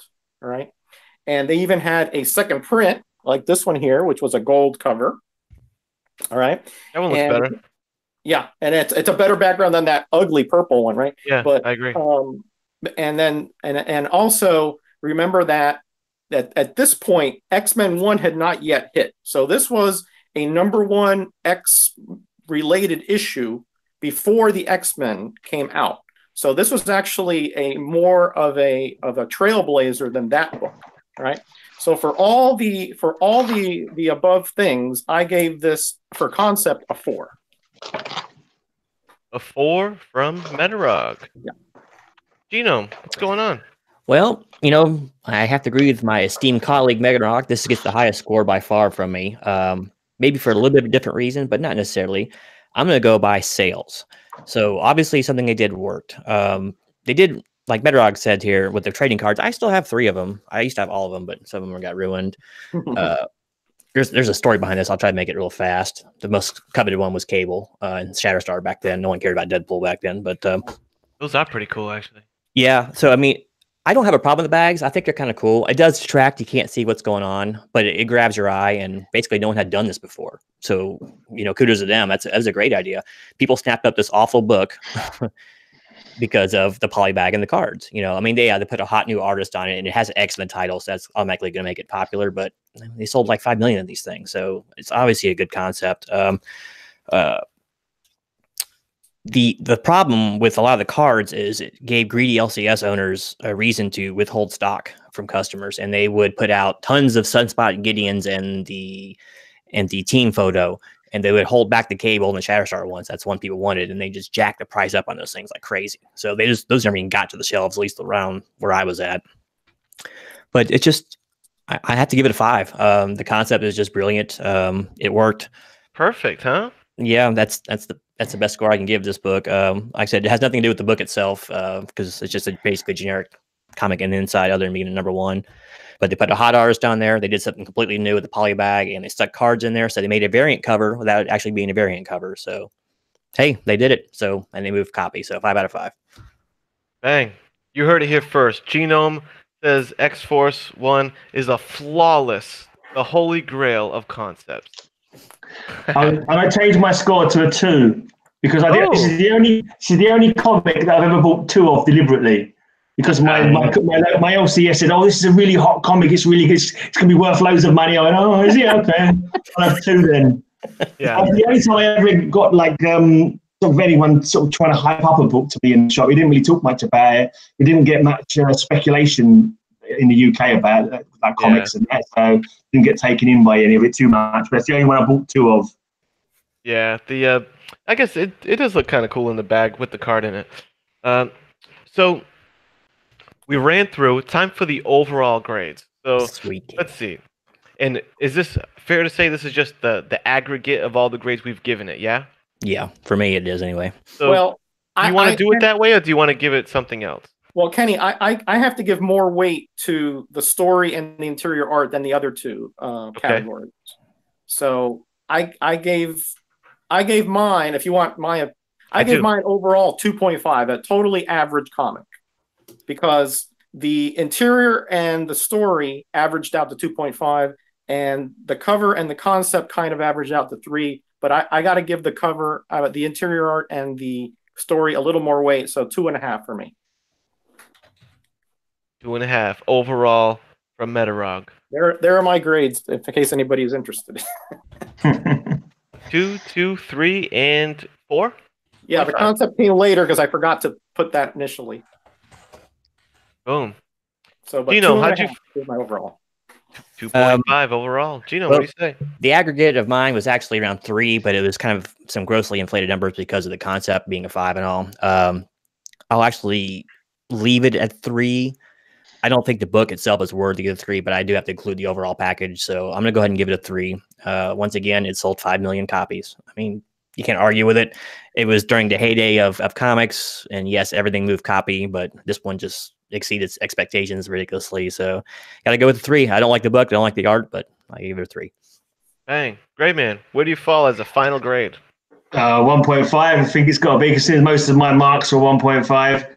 So we just leave it at 1.5, I reckon. I mean, it was just sold on hype, really. That's why it got so much sales. It must have just been hyped to the hill. When it comes to, I don't know if anyone's actually read this book and think it's their favourite book ever. Maybe if it was the first comic you ever bought and you got such fond memories for it. But anyone who's read more than 10 other comics, I think, will not rate this particularly highly. Yeah, fair enough. 1.5. In my grades, with 2 for the cover art, 2 for the interior art, 1.5 for the writing, and 2 for the concept, which is 7.5. 7.5 divided by 4 to give me a true average of 1.875, which means round up. I'm going to round down to 1.5, brother. Oh. That's right. Rounding down, brother. And so there you have it. Now, the reason why I think X-Force got the sales that it did, because of this little guy right here. X-Men #1. X-Men #1. You know it. You love it? Maybe? Hate it? I don't know. We're about to find out. Thoughts on X-Men #1. Let's see. Where we left off, I forget. Who went first last time? Anyone know? I think Roger did. Yeah, so. I think I did. Yeah. Roger did, so I think that means Genome. You would start out with ranking X-Men #1. X-Men #1. So 1991. 1991. I'll tell you. Yeah. This is let's just set the scene real quick. We're talking about the heyday of comics. You know, all news about comics got through word of mouth or Wizard Magazine or River Street or the LCS. So, but the hype was real for this. So let's see if this actually stands up to the hype. So let's talk about cover art. All right. So, you know, everyone and their mother knows this is one of those famous pieces of cover art ever released. But, you know, let's get back that a little bit, you know, get past that and break it down some. It's, of course, one of the great examples of a variant cover done right, being, was it called Triptych? I can't remember the word for it, but it's basically... Huh? Is it Triptych is 3, I think, because it's 4 though. This one, it's like a quadtrich probably. Quadtrich, yeah, it's something like that. There's some trich. Anyway, it's a trich of some kind. So basically, it's a wallpaper type cover, but split up into 4 different covers. So basically, it's a variant cover. So you got, there's technically 5 released. Only 4 were really needed to complete it, but it's just a brilliant idea. I mean, you're taking once again one drawing and making it into 4 books. And it's all #1, so everyone's going to collect all 4 of them, at least 5 with the gatefold version of it. So the scene itself is actually pretty epic. I can't really hold it all out for you, but you know, everyone knows this cover. But you know, it has the entire team converging on Magneto. There's a couple little tiny nitpick problems. I'll get those out of the way first. Is the only one that appears to be doing any attacking is Cyclops in this cover. Everyone else looks like they're just posing for an action shot, you know? So that's a little odd. And another is all the mouths on this cover have exactly, other than Beast, have like the same expression. They're just open a little bit. And I thought that was kind of odd. But I mean, other than that, there's nothing else wrong with it. There's a lot of character designs in this run, thanks to Jim Lee. And most of them just get knocked out of the park. Cyclops looks really, really, really good in this iteration. They uncovered his head. He looks good. New costume. Lee has complete command of proportion and distance. If you look, like the distant characters are sized right, all the way up to Magneto. It's just he just gets it right. He gets hands right. They're reaching forward. Doesn't oversize them. Magneto looks malevolent. He looks threatening in this. He looks like a bad guy is ready to do damage. Wolverine and Cyclops, they look like they want to freaking tear into Magneto. I mean, look at their faces. So that's really cool. The X-Men logo on the last one, see if I can find it here. Actually, it's in the... You can't see it, but there's, if you look at the overall shot that was drawn, the X-Men logo is actually carved into the mountainside in the back. That's really cool too, but you can't really see it on the comics. That's on the gatefold cover, right? Yeah, I think it's on the gatefold. So that's really cool looking. It's all like cracked stone. So, you know, it's not my favorite cover of all time or everything. It's not even my top 10, but there's no getting around the sheer beauty and epicness of this cover. I mean, it gets 5 out of 5. So. 5 out of 5. Bang. Genome. Well, I can tell you a little something about this cover. I can tell you that this cover, the Magneto cover, is one of my favorite covers of all time. This cover is also one of my favorite covers of all time. This is there's a lot of connecting covers that have happened over the years, and X-Men #1 by Jim Lee, 1991, is the GOAT, if you will. Connecting cover, incredible. There's every piece of the connecting cover is fire. Sometimes you have somewhere, some are better than others. I mean, even though I think that the Magneto is the signed by the man, Chris Claremont, is the best looking one of the best drawings of Magneto out there. I feel like only because of the distance and for the sake of making a gatefold cover, I think it'd be tough to, I guess your point, because you were saying like they're not all attacking. I mean, I guess Gambit could be throwing some cards or something like that. But, you know, Colossus, Rogue, Psylocke, there's really not too much they could do other than strike a cool pose. I think it makes for a great cover. I think this is an epic cover. This one is definitely a tremendous cover. I love it. I basically like everything about it. I think each cover is like poster worthy. You know, very well done. This is like, it's almost like, no, I don't even want to bring that book into it. Forget it. I don't even want to get it in the same conversation. I was gonna say 4.5 out of 5. But I'm trying to think of what I'm actually deducting that 0.5 for, because I'm tempted to hit it with the 5, dude. I'm gonna hit it with the 5. 5 from me. All right. I love it. 5 from the head 84. Yes. Greyman, what do you think about these covers, man? Right. Okay. So first off, I'm kind of living in a little comic bubble until I started doing YouTube. I never actually spoke to anybody else about comics much, so I never sort of looked up online. So I never even knew this was a 4-cover all fitting together thing until I looked it up like earlier on in the week, to be honest. So even though I've got 2 covers here, I didn't even realize they fit next to each other side by side. But yeah, so I was kind of like not aware of that. But yeah, I think the pose where you got Magneto, it looks like they're either hitting him in the side or they're attacking him from behind. I'm not too sure what's going on there. I think some of the posing looks a bit strange, like Colossus is having a bit of a weird crack there as he's coming into battle. But also, I don't know what it is. I don't mind Jim Lee, but I don't sort of croon over it like a lot of people do. But it's good. But I don't know. I just prefer the older style art where it looks just a little bit more clean. They're all sort of focusing on extra super muscles and all that kind of stuff. I don't know. I think it's possibly the fact that around this time I was going off Marvel anyway for various other reasons, and so I didn't particularly enjoy these when I got them. So I think that's kind of colouring my thoughts about them now, to be honest. But I think I'd give it art-wise, I'd give it a 3.5 for the covers. 3.5 from the Greyman. Fair enough. I like your style. Wow. Not bad, not bad. Metarog, what's cooking with you on these covers, man? Well, first let me premise that I was in the comic book shop when these things came out back in 1991. Ooh, the pandemonium. Okay, and there was a feeding frenzy, right? Because everybody was like, "Oh, I want this. I want to get the Magneto cover. I want to get the Psylocke over here." You know, so I didn't get, I think, but one of the covers back then because it was such a feeding frenzy.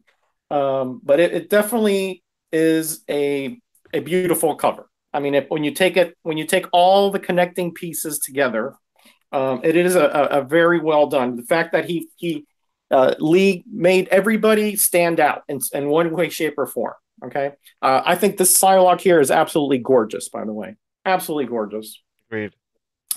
Beast is front here, which is maybe a little bit too big because he's kind of foreshadowing Professor. But again, you would think he would because you're protecting him. All right, in this scenario. And Jean Grey is staying close to him, somewhat in the background, as his last line of defense. All right, this is Magneto we're talking about. All right, and again, this is the one with the bigger Cyclops and the bigger Wolverine right by Magneto. If I was to judge this just on the Magneto cover part, it would be a 5 because I agree with ComicHead84. That is just the best Magneto I've ever seen. It is absolutely. He's menacing. He is absolutely, just larger than life, as he should be. Okay, but the small detractions that I have in this cover is that the way that they are positioned is just a little odd. In other words, it looks like Beast is coming out of the cover, not towards Magneto here. These people are kind of leaning towards him a little bit, and again, Wolverine is just there right in front of him, snarling, but he's not really doing anything. And I understand that, it's that you're posing, but I figured that he would at least be, Wolverine especially in this issue, he goes berserk, right? So I'd like him to look a little more aggressive. Okay.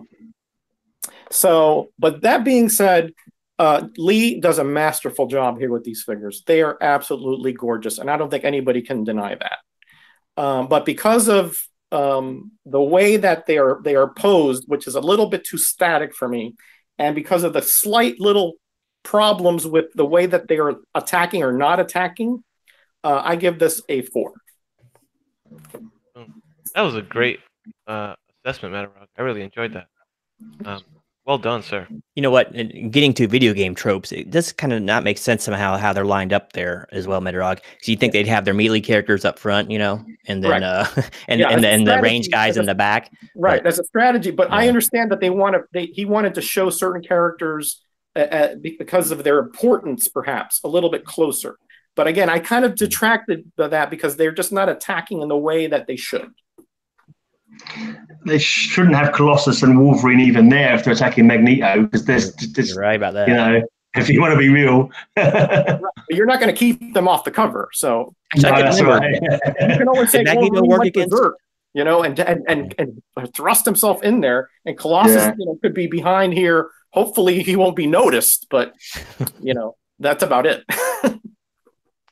And in the chat, by the way, like Werewolf by Lunchtime, for example, says that these covers never really did it for him, and he would give them a 2. So I mentioned that to say, homies in the chat, feel free to join in and throw your grade into the chat discussion as we're going through each topic, because I'd really be interested in hearing what you guys would grade each of these as we go along. That'd be fun. Yeah, absolutely. I've noticed only Rogue has got irises as well. You're big on those irises, aren't you? Yeah, I don't think I've looked at it before. Like really sort of thought about it, but now I'm looking at it. It's like, oh, isn't it? The only one person's got irises, but that's it. Maybe they're all under control of Professor X. I'm gonna have to start going and looking at all my comics to see if anyone's got irises. That's how they roll. Some guys are Yeah. butt men, some guys are boob men, and looks like Greyman's an eye man. So. I think Batman's got the images as well. So Hialeah gave it a 4. Chad, 90 MF Comics, I gave it a 5. Biggie, it's 1 through 5. Biggie Shack. Yeah, Which so I he think gave it a 4 essentially. Probably come to a 4 then. Biggie Shack, who gave it an 8 out of Rick 10. Hunter, a big 5. So 4 and 5 seem to be about the average there. Yep, Russ over at RLM. Yep, he gives it a 5 too. So it's just hard to deny the sheer epicness of the scene. So yeah. So next, let's see. You went last, Genome. I think that puts me first up in the box here for interior art. Now, let's see. This is a whole different ball game, okay, than the stuff that we were going over before. You open up the book. This is the second page. You start out with a double page spread of Magneto in space with just establishing the scene of with planet Earth in the background like that. Just establishes such a scene. This guy in the foreground. This is panel positioning. Let's get more into panels actually, because it's kind of good that we went through Liefeld first to establish just like real basic panel layout. Not You're being very generous with basic panel layout there. Yeah. Not very inspired Liefeld. And then you get stuff like this where I love that image of Magneto's head as he's kind of contemplating what he has going on. Now, when we get to the point I want to illustrate here is character design. Jim Lee found a perfect balance of, because there was, sometimes books are affected by the era that they're in, right? 1960s Batman books are fucking nuts because of just, I don't know, I think the psychedelic 60s, the TV show, so it tends to be a product of its era. And the 90s, for whatever reason, it was the era of these big patches and lots of gear and tactical outfits.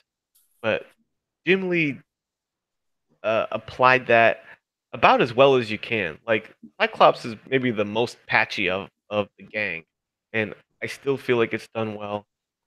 When people think of the X-Men, there's a large segment that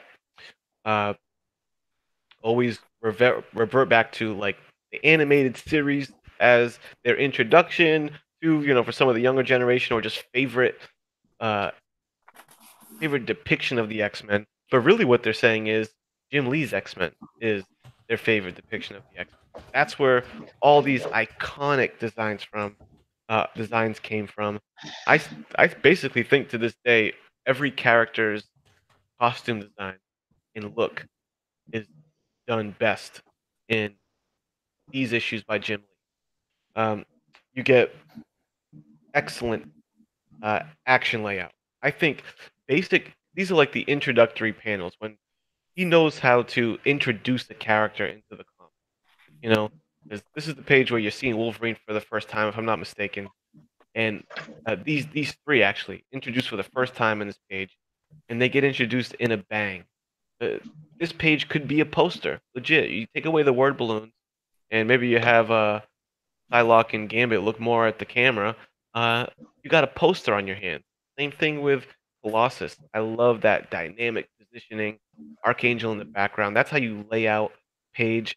And I think Jim Lee was good at always giving you some really action-packed pages, almost regardless of what's going on in the story. Like if with the kind of conversations that the characters are having, sometimes there's no reason for them to be in such gnarly poses, but it's good.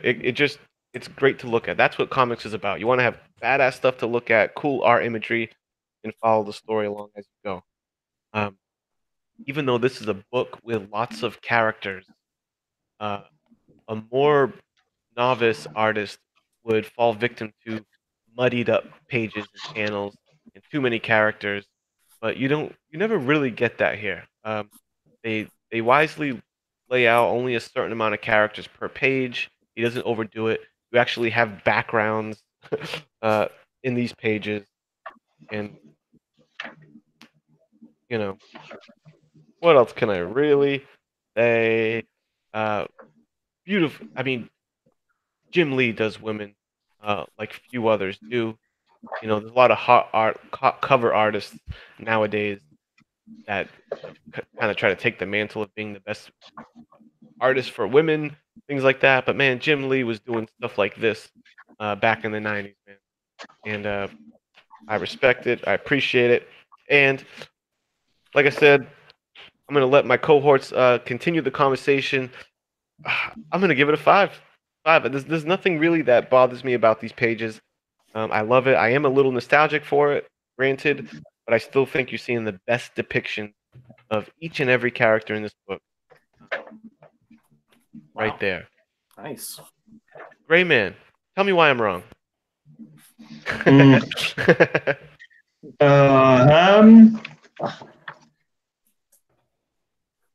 I'm not too sure, really. I'm not. Because I missed the conversation we was having about how we was going to actually put the show together, and I've not really written enough notes to sort of to go through each of the categories we're supposed to be talking about. I've just made silly notes about the story, really. Like, fair enough. Yeah, these would just be nothing has to be too insightful. Just what are your thoughts on the art in the book? Do you like Jim Lee's style? Does he do it for you? No, I don't. I still say I don't know. I mean, I think it's coloured by the fact that around this period I was going off Marvel, and I think art was something to do with it. It was art and the stories again. Maybe too many characters, too much going on. Not sort of. And they just didn't interest me. It wasn't gripping me. The stories weren't piquing my interest. Maybe because they was too convoluted, or I don't know. And also some of the characters I just didn't like anymore. Like Wolverine, I used to like Wolverine when he first came about. But I just ended up hating Wolverine in the end because he was in everything all the time. And he was, well, before I liked him, I used to like Cyclops. And basically all he did, everything was argue with Cyclops all the time and trying to undermine his position every conversation he has. And the fact that he has to be like the champion and everything, and anything gets done, it's got to be Wolverine that did it. It really just sort of got on my goat. And so, I don't know, I just look at this now and it just leaves me kind of cold, really. I tried to read it a couple of times to make some notes on it, and then when it comes to try and read it through again, I was just like zero interest in it. I couldn't sort of get any interest up for it, to be honest. The art's all right. I mean, the art's not bad. You can see everything that's going on. Nothing looks stupidly out of place or anything like that. There was a couple of story bits that, but I don't know. I also find that as I get older, I find it less easy to sort of suspend my disbelief. Like the Danger Room, the whole thing started off, there's all these things blowing up, and then it turns out to be in the Danger Room again. I think, how could this Danger Room work on like sewer level and sky level and different room levels? And I couldn't believe all that for some reason. That's just I don't know why that is. I can't suspend my disbelief as much as I used to be able to and sort of get into it so much. But other than that, we're just talking about the art. Yeah, the art's fine. But I don't know. You just. How would you grade it? I'll give it a 3 again. Give it a 3. Yeah. That's fair. It's just not my cup of tea. Yeah. Hey, that's all really. That's what this show and these discussions are about, brother. Yeah. That also means you like Jim Lee twice as much as you like Rob Liefeld. So. Yeah, definitely like him more than. Well done. Yeah, this show would be a stinker if we all agreed. Exactly. Metarog. What's cooking, man? Oh, not much, man. I've already had dinner, so. Oh, sorry. I'm old school. You know, I don't know what these newfangled phrases mean, right? Me neither. Yeah, I mean, for the most part, I think this is really good stuff. You showed this here, and man, what a contrast to Liefeld in this. I mean, look at those lush background. You know, the 3-dimensional effect. The foreground sizes versus the background sizes, and the zero gravity of the other people are well done, including that little person down there. Very well done. Look at the emotion there. I mean, if you're in space and your shuttle just got blown up, you'd be like, ah! You know. So very well done. His art relates to the situation very well. Absolutely, very, very well. And again, like you said about the shadowing there, And look at the the morose look on Magneto there, contemplating the issue of his solitude versus his wanting to try to do the right thing here and not let these people die in space. Very well done. I mean, the only criticism I have really is maybe the inker is a little bit too on the shadowy side. Just a little bit too much there on Professor's face there, kind of obscures it a little bit. And some of the panels are a little small. Like this one in the open space ones are 5s all the way. Absolutely gorgeous. Backgrounds are so nice. Motion is done very well. This one is done very well. But some are a little crowded to me. The panels are a little too small. I wish they had them a little bigger, so we could see what was going on in the periphery. Again, that's a small criticism there. Look at this one here. I really like where Wolverine comes up from the ground after battling all the robots, and look, he's got a piece of the robot on him there, and hanging, and he's like all gnarled up. He's like chewed up. His knee is exposed. That is beautiful there, guys. That is wonderful artwork right there.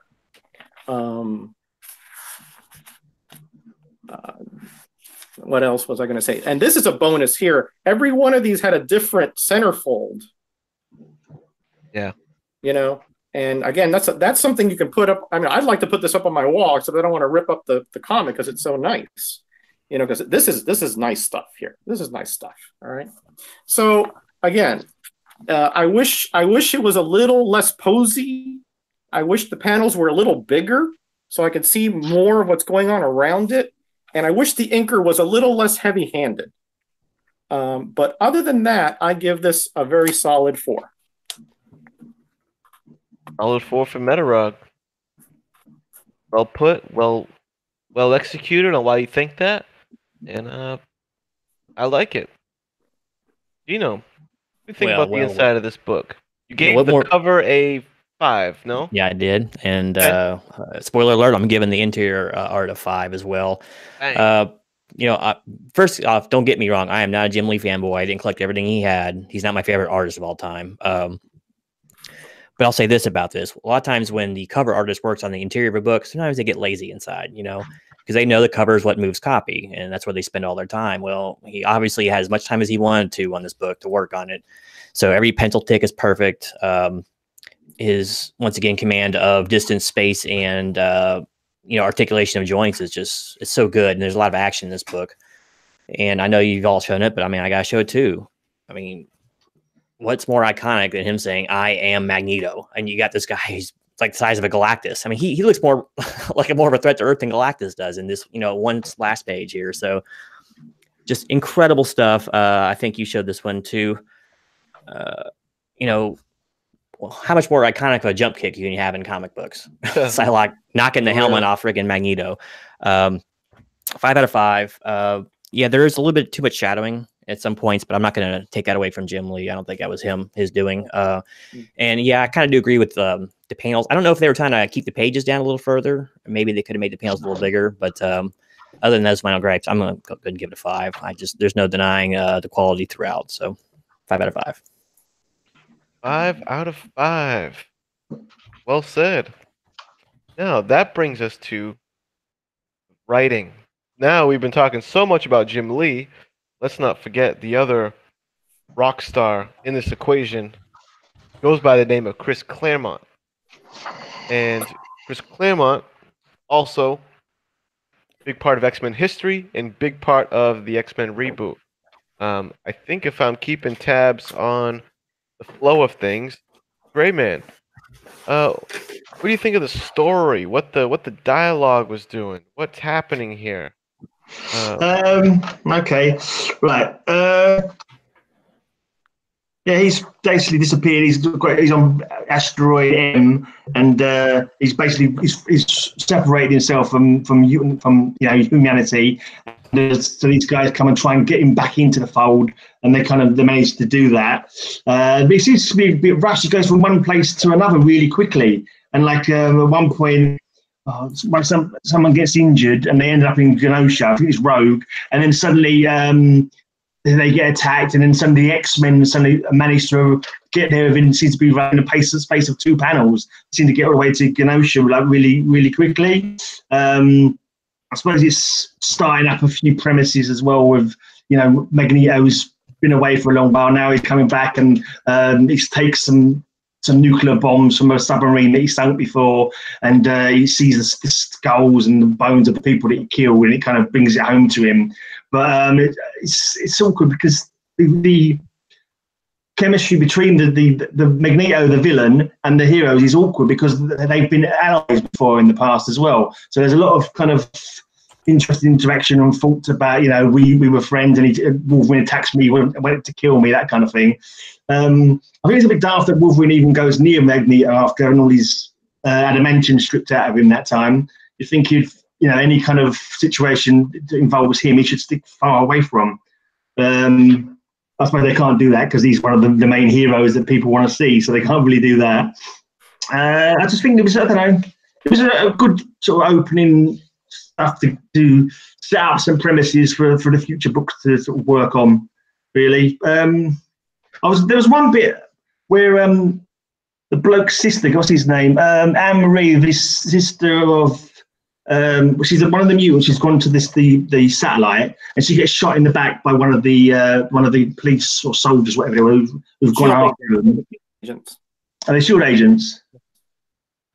Right, and it makes it look like she's dead. And her brother, what's his name? I looked it up earlier. I can't remember. Yeah, something that was it. Yeah, he doesn't even seem bothered by the fact that his sister's been shot in the back. I don't know what their relationship is like, but it looks like she's dead. And Magneto kills the shield agent. Then later on, it kind of tells you that she's alive. He's healed her. But it was kind of like a little bit sort of hidden, sort of thrown away in one little panel kind of thing. You might, unless you was paying attention, you might not have realised that, because it looks like she's dead. You think like, when she was shot in the back, it would say, "Oh, she's still alive. Don't worry, I can heal her." But you don't find out about her being healed till towards the back of the book, kind of thing. I just think it's a bit kind of all happens a bit fast, I would say.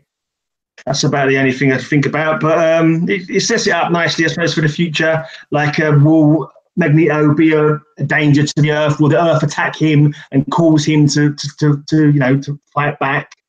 That kind of thing. And then at the very end, you've got like a bit of a cliffhanger with Dr. McTaggart. She's done something. It's all her fault she's talking about. I'm not sure if she's talking about that's to do with the problem with Magneto or what it is she's supposed to have done. That kind of thing will make you think, oh, I can't wait for the next issue to find out what's going on. I think the rating, I give the rating a 4, I think. Give it a 4. All right, that's a solid grade. Mm-hmm. Solid grade on the writing. Hey, let me just interrupt real quick. It's apparent, he's invisible. We have a celebrity guest, or at least watcher this evening.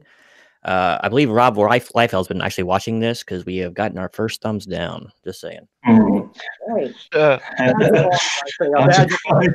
I'm surprised there's not more of them when I'm talking. Metarog, what do you think, man? Oh boy. Well, I think I'm going to be the Debbie Downer on this one. Let me just tell you, first of all, I think that the Claremont Cockrum Byrne run on X-Men is, if not in the top 2, the top 3 of any comic I've ever read in my life. And I have read probably 20,000 comics in my lifetime. Okay. So I have nothing but respect and admiration for Chris Claremont. His dialogue, his subplot flow is just the best. I mean, no doubt, right? So I had high expectations for this issue. I really did, right? But again, I'm an old school, old timer, old fogey, old fashioned, old everything, right? And this just did not do it for me. It just didn't do it for me at all. And let me tell you why. First of all, the situation here makes Magneto sound so wishy-washy. Okay, he's adamant. He goes, I don't care what happens down there. And at the end of the issue, he's starting a revolution. Okay, so in one issue, you transition somebody of Magneto's incredible fortitude, experience, and just sheer will into a wishy-washy person, and I'm not down with that. I am. That's not the way that Magneto should be portrayed in any way, shape, or form. Secondly, some of the transitions from dialogue to art just make no sense to me. Okay, now what am I talking about? All right. Let's go to, and there's a couple of just weird kind of dialogue too. Like when Psylocke is flying this guy is flying, Psylocke latches onto him. Let me find it, hold on. This is a 48-page issue, by the way, guys, so this is like a bigger than normal. So yeah, I noticed that. Yeah, it's a little bit of a read. Right, so, but I read this thing 2-3 times just to make sure that I was right, you know, that I was like not going berserko, right? Because believe me, there's no bigger Claremont fan out there than I. There just isn't. Okay, but I can't find it. But she flies this guy into a brick wall. All right, and bricks go flying around everything, right?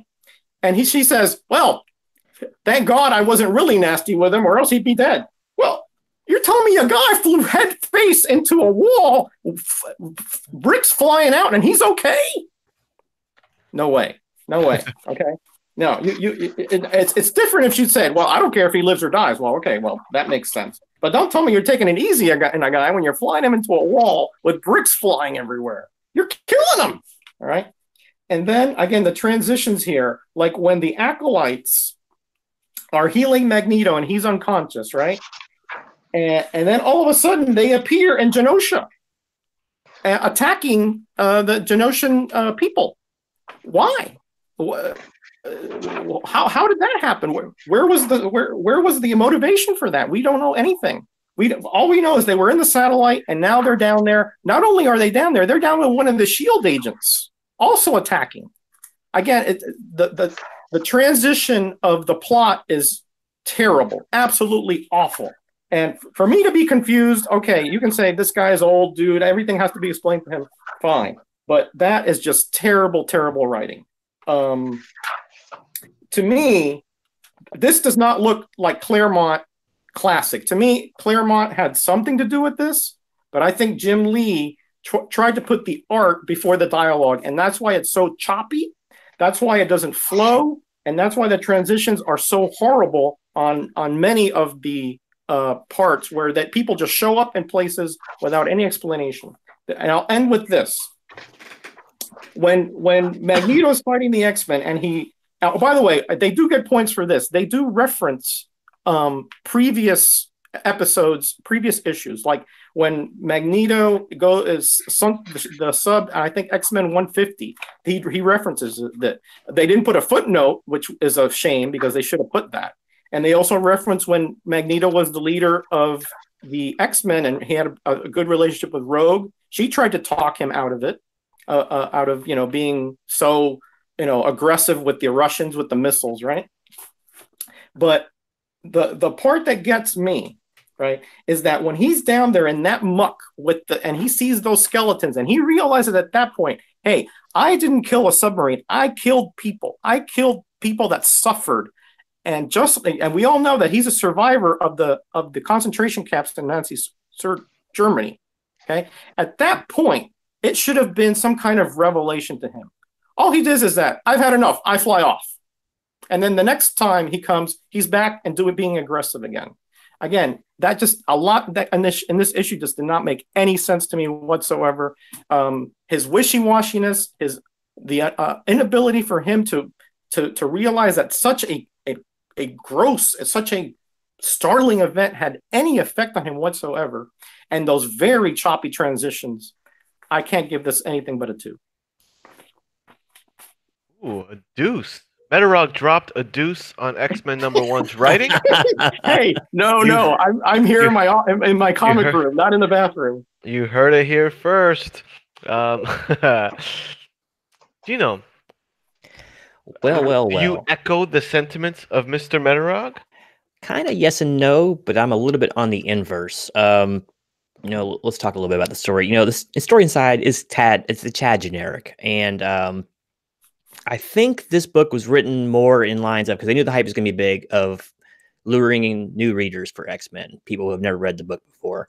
And the reason I say that is because the book does a pretty good job of conveying to like the newer readers what the main characters are all about, you know, both with their powers and with their personalities. You know, Cyclops is mostly dour and serious like he is in the past, you know, and he doesn't really do much else for development. Wolverine's the same way, you know, it's got his snarky outlook on life, but he's just taciturn as well. You know, Gambit's laissez-faire, and you know, Beast is comedy relief. They made him a little too comedic in this one for some reason. They gave him some pretty cringy stuff, to be honest with you. He's too smart to be talking like that, like he's Spider-Man or something, whatever. But, you know, while there's not a great deal of time devoted to the characters outside Magneto, you know, there's some decent character arcs and you get a little of personality building. But normally I would rate this story about a 3 to 3.5. But Magneto, I think, was done really well.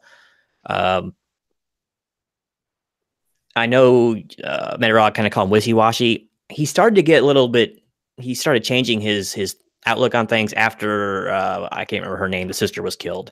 And that's kind of pushed him back over the edges. So he went back into old Magneto form there for a while and decided to, okay, I'm going to war on humanity again. Before, he's the hermit trying to stay away from humanity. The war comes to him, and he's still trying to keep it away. And then he actually brings everyone back to Asteroid M or whatever, and he's trying to make them be peaceful with each other. And of course, they can't do it.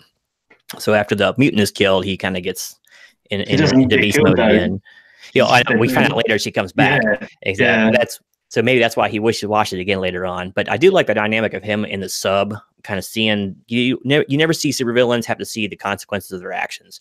In this case, he sees it like right in front of him. You know, I'd made this choice years ago, and even if they were maybe not the best people, they were just out there following orders. So he does feel tremendous guilt there. So that can throw you for an emotional loop. So, you know, I'll say with the character building they did with Magneto, this is a Magneto book. This really wasn't an X-Men book, which I thought was pretty cool. You know, you'd think they would spend a lot more time on the X-Men team itself and Professor X, but those guys are almost sub-characters in the book. So I think with Magneto's story arc in this, I'm going to go ahead and give this a bump up and actually give it a 4 out of 5.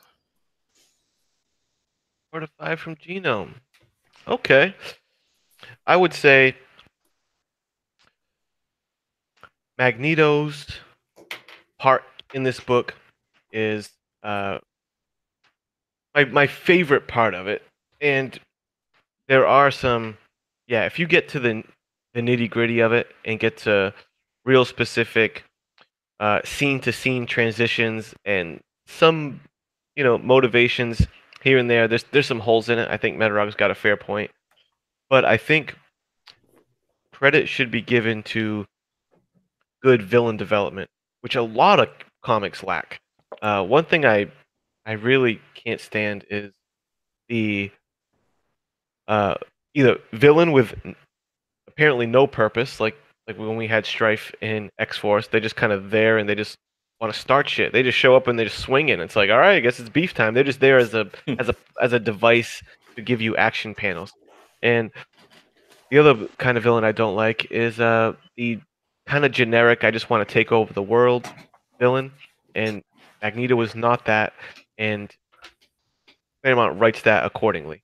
One thing that you can tell in this book is I do think that Metarog was right that the art was really taking center stage in this.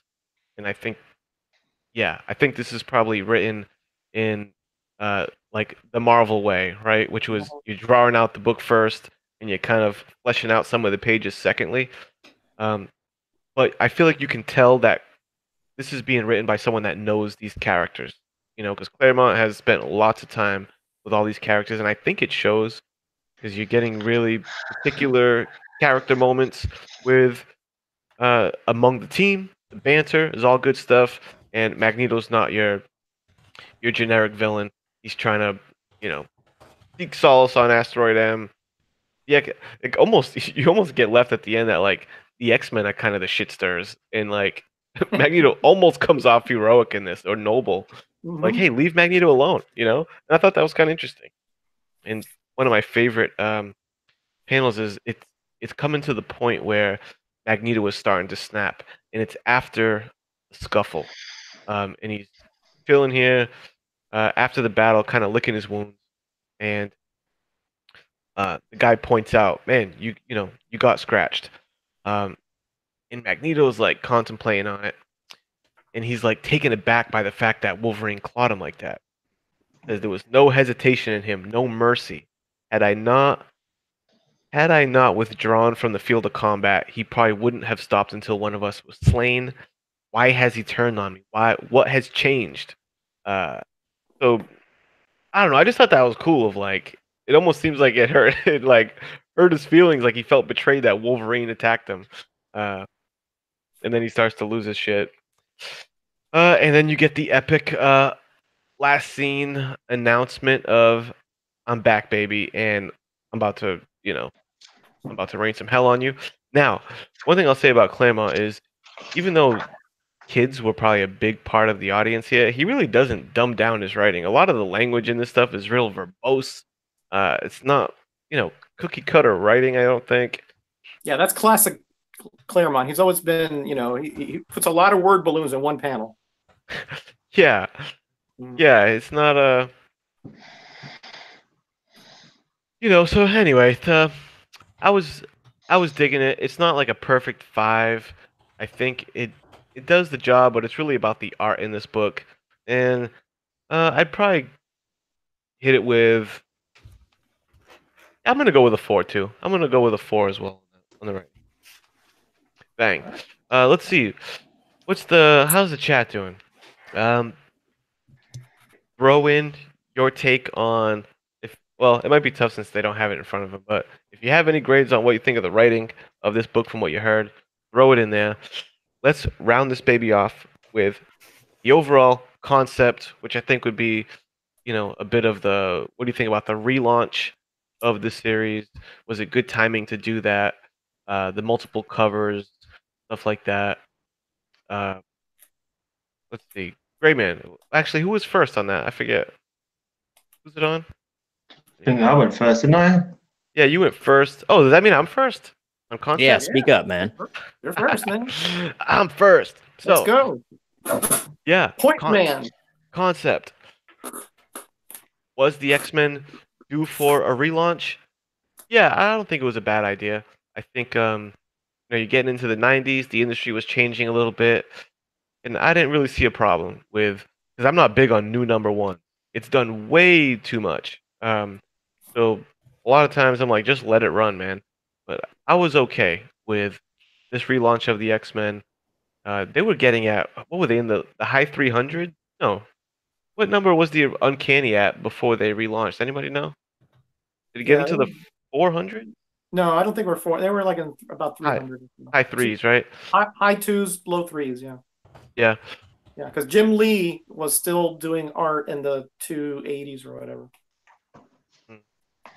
Yeah, so, I was okay with the relaunch and the multiple cover scheme. Obviously, I fell for it. That's for sure. I got them all.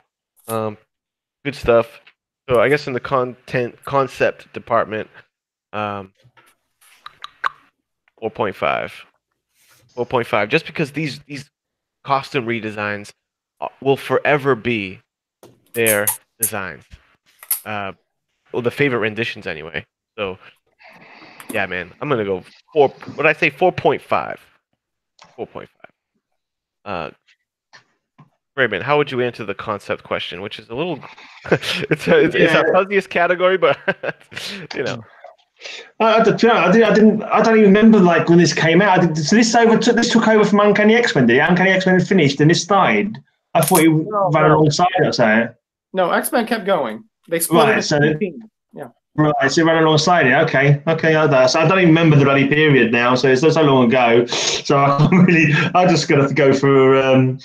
I don't know. I think there's too many people in this team as well. If this was only half of the X-Men and the other half of some other people, I just think there's too many characters. Makes it a bit unwieldy. I think the X-Men are the better when there's like a handful of them.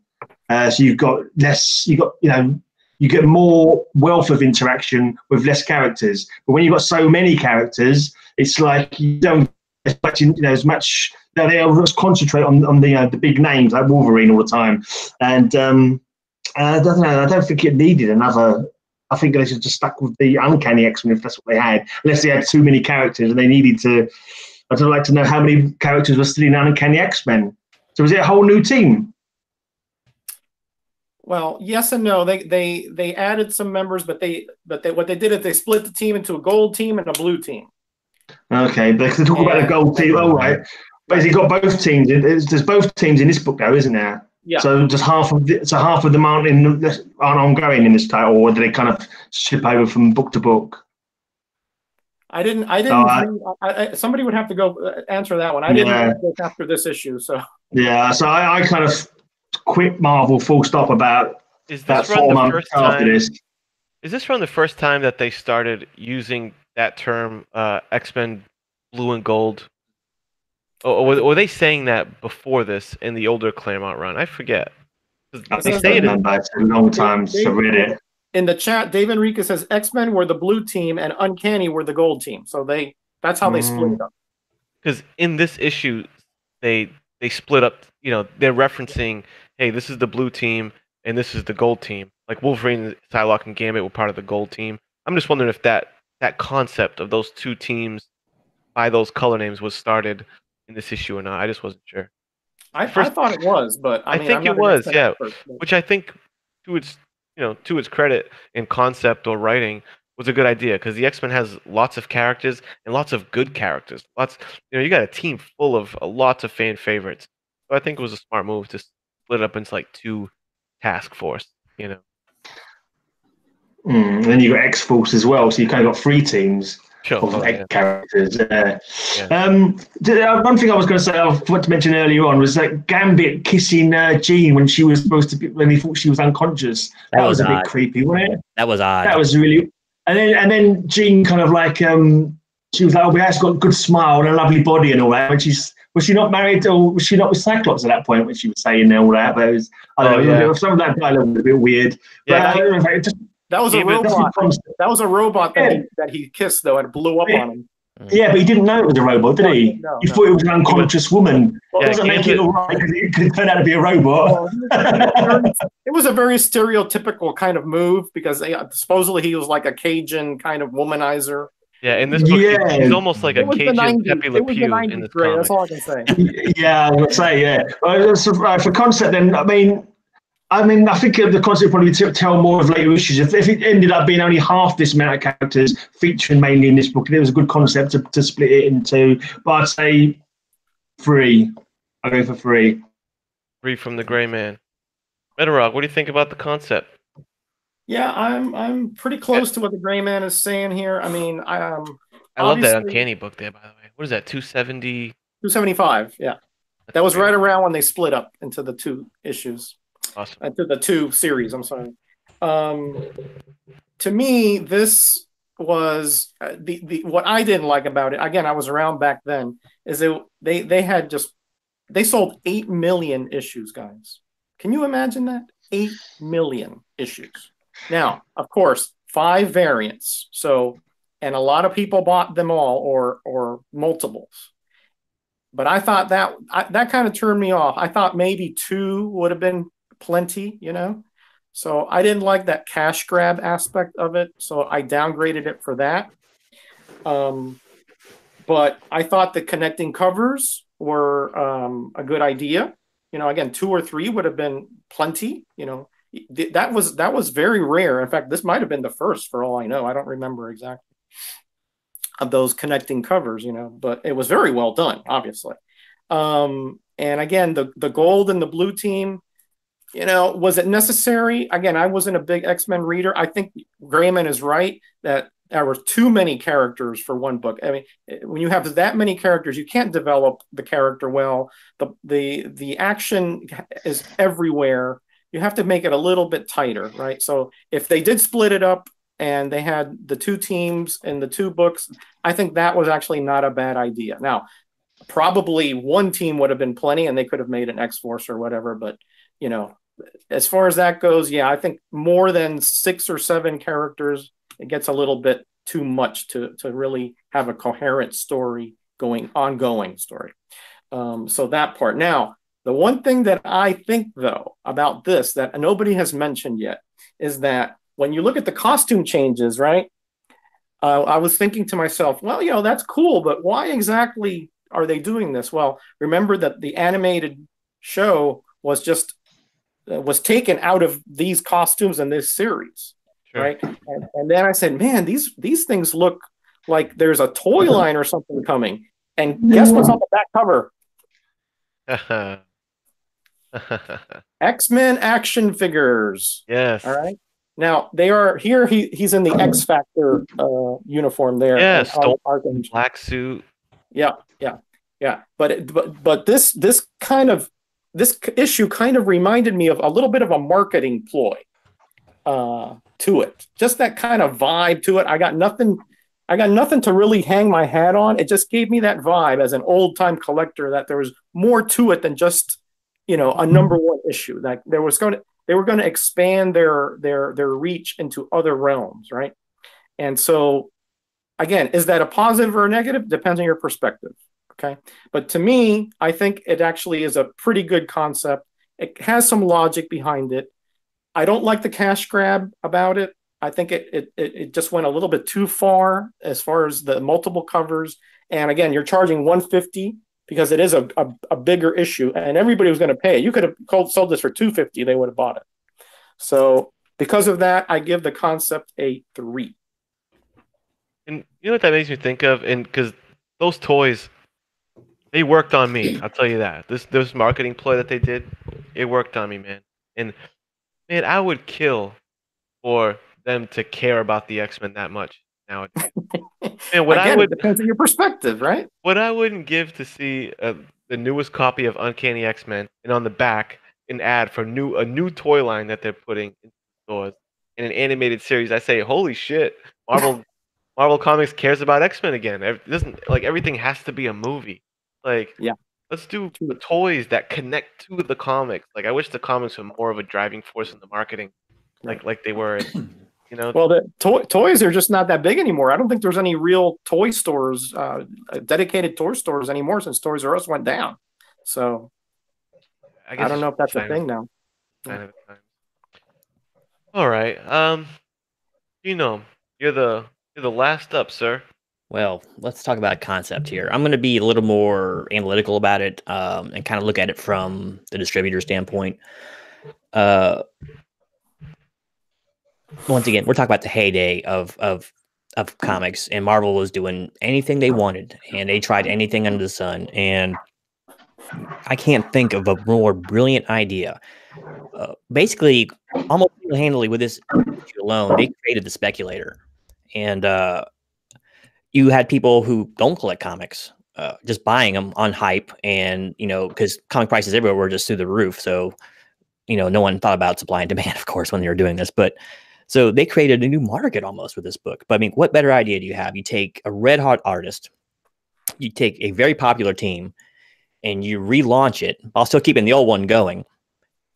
You put different variant covers. You got people buying 4 of the same issue. Also cuts down on cost, by the way. Actually, there's 5 total with the gatefold or whatever. But I mean, it's just brilliant. I mean, how much? Well, of course, you know, moving 8 million copies is. I don't think they actually sold that many. I think it was more like around 6 or 7. But I mean, they shipped 8 million copies, so it worked. Back then, I don't know if any of you guys were collecting back then, but like I said, it was very insular. The comic industry is very insular, and they didn't hype books. They just released them. They were hyping this book. What you got there? Oh, Dark Side Rules. Is that back then? Did you get your vote? But they didn't push comics back then, and it just, I mean, of course, now you started seeing Liefeld or whatever on commercials or whatever, and you know, Lee became almost a household name, at least for the MTV crowd or whatever. But they hyped the crap out of this book, and people were salivating at it. I know the LCS I went to was releasing a cover a week, is how they were doing it, and I bought like 3 or 4 every cover. You know, my brilliant self, but that's what we all did back then. And you're right, they could have charged $250, $3 for this, and they would have snapped it up. So I think with this concept of theirs, they actually created the speculator. So I mean, just that alone, I mean, that's going to give it a 5 out of 5 for me. I know I've given some high scores tonight for concept because X-Force is the same way. they went a little bit above and beyond it. And of course, Lee is not reprehensible as far as art goes. But yeah, I mean, what else can you say about it? And you know what? It may be a little predatory, but at least they gave you something for it. I mean, they gave you different covers and their variants, but at least it does something. They all go together. It's not just standalone, dominoes in one pose and the next one is a Shatterstar, cover or something like that. That's kind of cheap out. At least this one, I remember when I was in high school, I had these pinned to my wall in sleeves above my bed, all connecting. So there's something else. You almost get like a poster out of it too. And and they had like the different inserted posters inside too. This one's got Brotherhood of Mutants in it, which is really cool. But yeah, I mean, concept I think is just they knocked it out of the park. Unfortunately, this was the beginning of the end for the industry at this point when they did this. They kind of shot themselves in the foot for some short-term games. That's why I gave it a lower concept room, because that's exactly what happened. They started, like you said, predatory tactics. And to me, I can't get over that because I lived through that. It was rough, man. It was rough. I will say this one, at least because there's so many copies of this that the LCSs weren't holding them back from people. They let them out in the glut. They didn't try any of that too bad because they weren't sealed up or nothing. There's no cards to worry about. But yeah, I mean, I'm just looking at it from a sales standpoint, and I'm looking at it not for the future of what it did to the industry, but just in the here and now. And I think it's a 5 out of 5 as far as concept goes. It was just brilliant. Bang. Well executed. So says Genome. I tend to agree. I think you guys made some very astute points. Mr. Comics with Bueller is in the building. It sounds like Biggie Shack won a contest. Ooh, what right, Biggie. What was the? I think maybe. Yeah, what'd you win? What'd you win, Biggie? I think he's not talking about his own contest. Is either he's like the geek champion on his own channel. He does like live feeds every now and again. Yeah, the nerd battle champ. These guys. Yeah. So why don't we just do a quick loop around on your final grade on X-Men #1, Jim Lee, Chris Claremont. When I look at mine, I think I settle on. I think the math supports it, and I also just would give this book a 4.5. Grand total. Some might think that's pretty high. I think it's probably impossible for me to completely separate the nostalgia that I hold for the book with my grade. I really have a special affection for this era of X-Men. Jim Lee's art, I still think is top notch. I think this is his best work, second only to Batman Hush. I think Batman Hush was his pinnacle of as far as like interior artwork. I think it's really only second to that. I love this. I think this is iconic work that will endure for many years to come. So 4.5, man. Big fan. How did your grades shake out, Greyman? And what did you? Sounds like most of your grades kind of fell in the middle on this one. Yeah, I think, to be honest, I'm thinking back at it, I think I've got too high a score for the story as well. I think I'll give it a 4. I think I'm going to drop that down to a 3, actually, thinking about it. I think I was a bit too generous with that one. I was kind of panicking what number to give, and I think I shot too high. So I think an overall grade would be a, let's say they are, like, but still with, like, not only I appreciate it's good art, it just doesn't, like, grab me. It doesn't, like, everything. It's not, like, there's something about it. I don't think it's just that I'm coloured by the fact that I'd gone off the X-Men, I'd gone off Marvel completely at this stage. But there was something about that period, like all the comics I used to like love, just went off them. Like Captain America, the art style changed, the story style changed, and so I don't know. It's just something about it now. I was just going to give it 3.5 overall. I think. So I can. I feel like.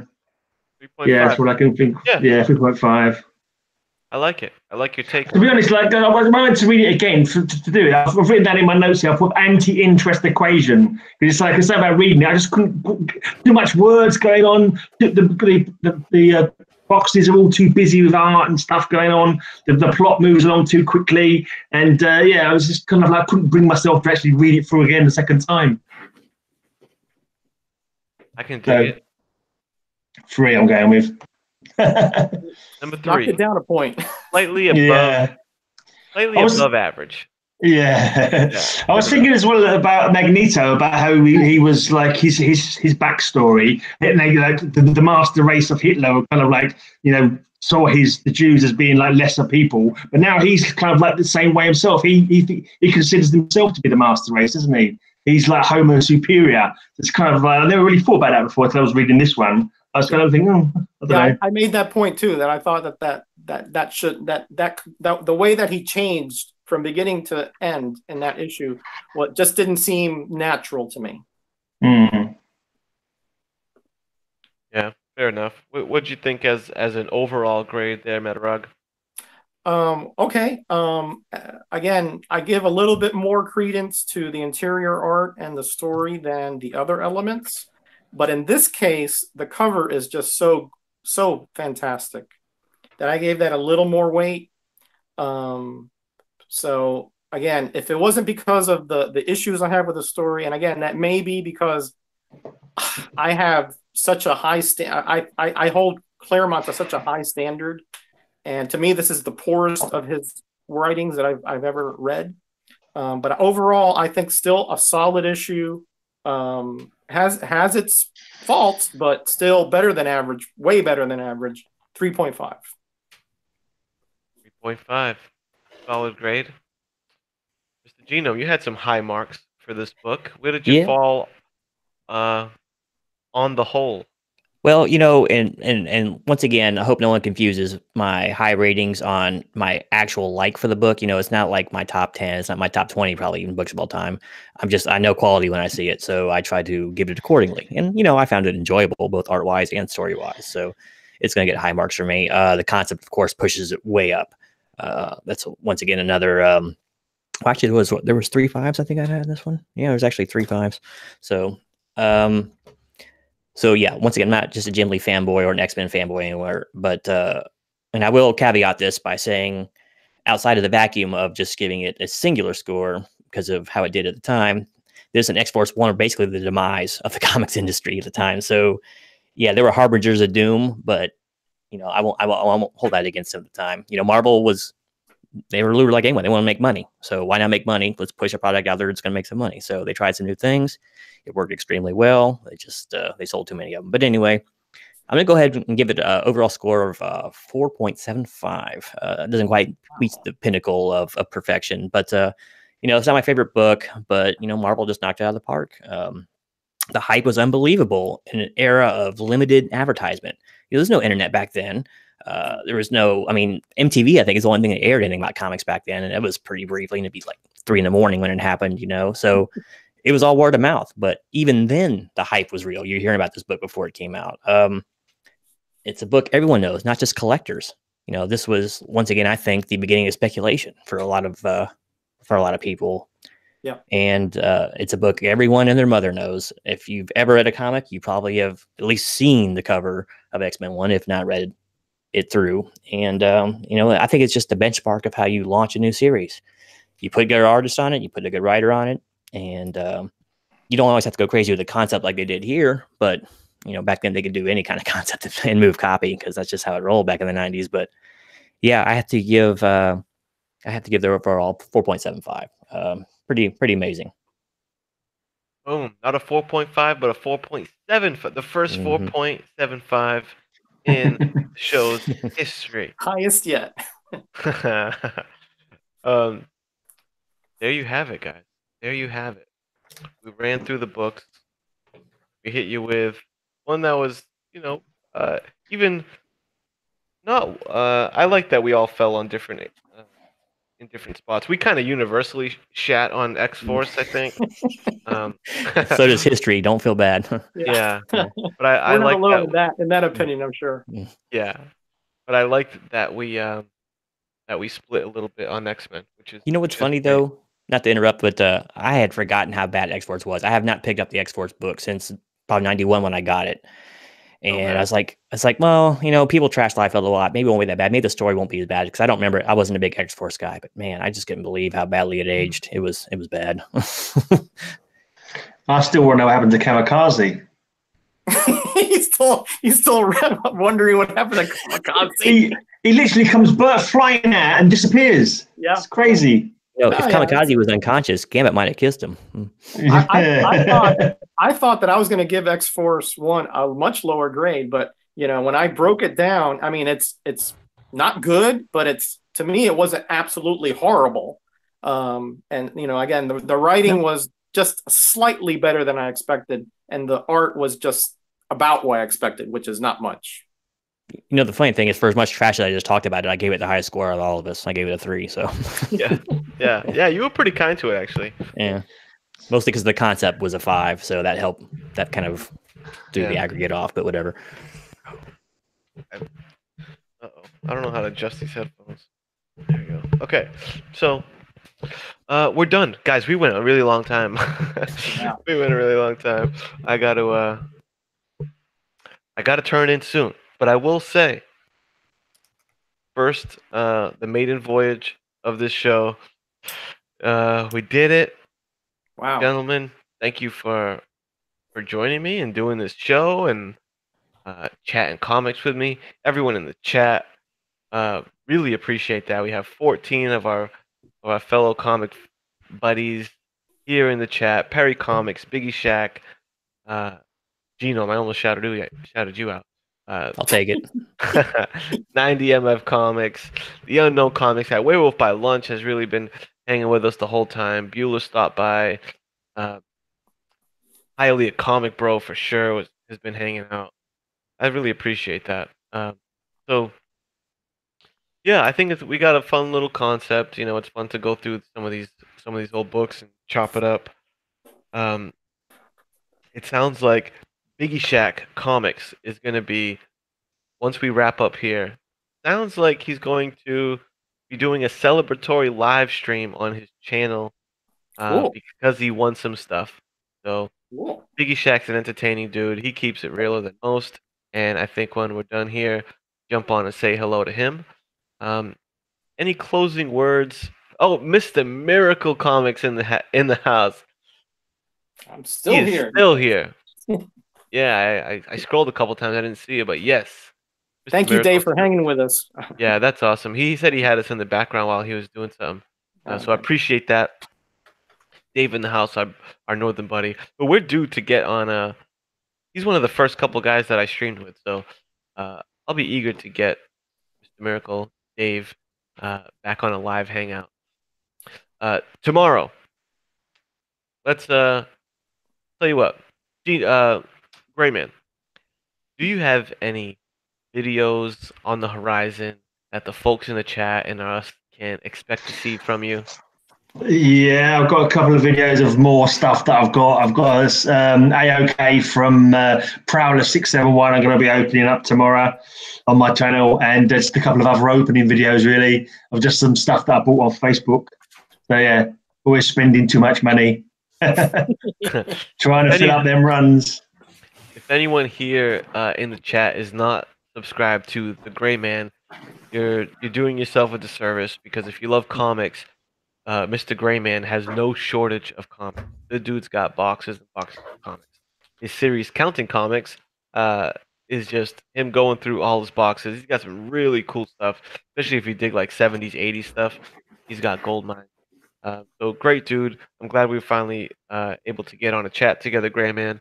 So cheers, stay mate. tuned. Yeah, yes, sir. Metarog. What's going on the Metarog channel in the next few days, the next week or so?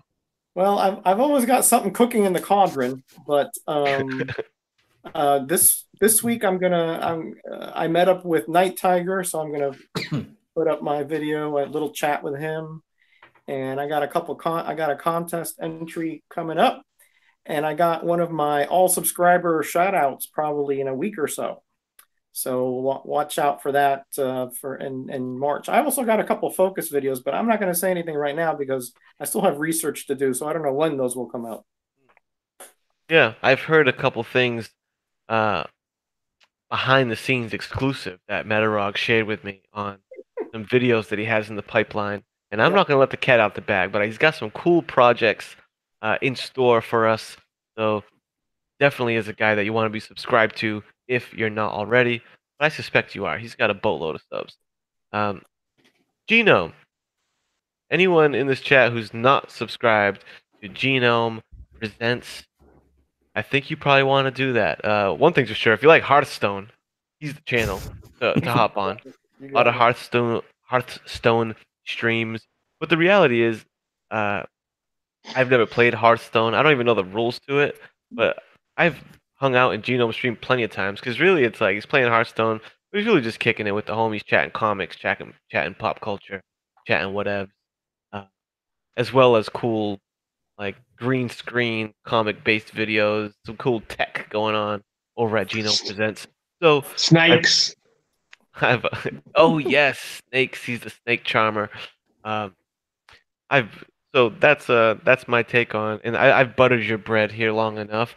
What do you have cooking on your channel in the next near future? Well, I'll get that in 1 second. But Perry, your comics just mentioned he's been playing Elemental Mage and Hearthstone. That's one of my favorite decks, and I hope you playing it some more as I do my continued climb up the Hearthstone ranks. But please check out some of my streams for Hearthstone. You might enjoy some of my theory crafting and deck building. So, shameless plug aside, as far as comics goes, I got a few things coming up over the horizon. Probably my next one, as I mentioned this. For any of you guys who put a submission in for my 100 subscribers contest, the guy who won it was Punisher Comics, and one of the big reasons he won it is because he actually picked what I think is the most emotional storyline of all time in comics, and that was the boy who collects Spider-Man. So I'm going to do an in-depth on this one. I've been meaning to do it for a couple of months, but I've been busy doing other stuff. So I'm going to do an in-depth on that. You've seen a couple of those other ones that I do when I kind of break down the inside. It's similar to this, but I go a little more into nuance with story and that sort of thing. I don't really focus on art too much.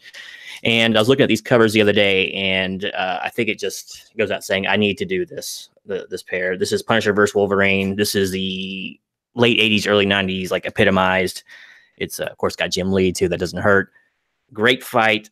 You take two of the heaviest hitters at the time that were moving probably the most copy, or at least for most of these guys were actually usually guest stars and stuff, too, and they still moved copy. But so I want to do the Punisher versus Wolverine, I think. I may do Punisher versus Daredevil, too. I've got to decide between those two, but probably Punisher versus Wolverine. So, but yeah, so that's probably what's coming down the pipe for comics. Bang.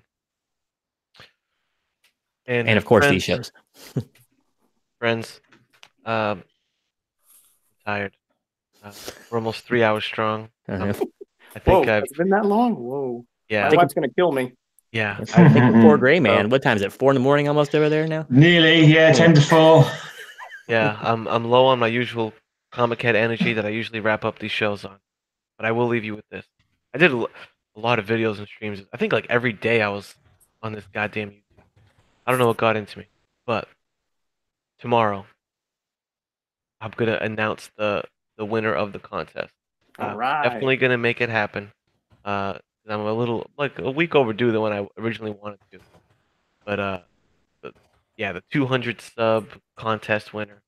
I'm giving away 4 prizes because I just wanted to get as many people winning stuff as possible. You know, this is my excuse to do it. So that 9.8 slab is up for grabs. Some cool stuff, man. So check me out tomorrow night. That's what I'm gonna do. Probably gonna have. It's probably just gonna be like a free flowing thing. I'm gonna, fire up the randomizer, get the books, and maybe just have some people pop on, shoot the breeze while we give away stuff.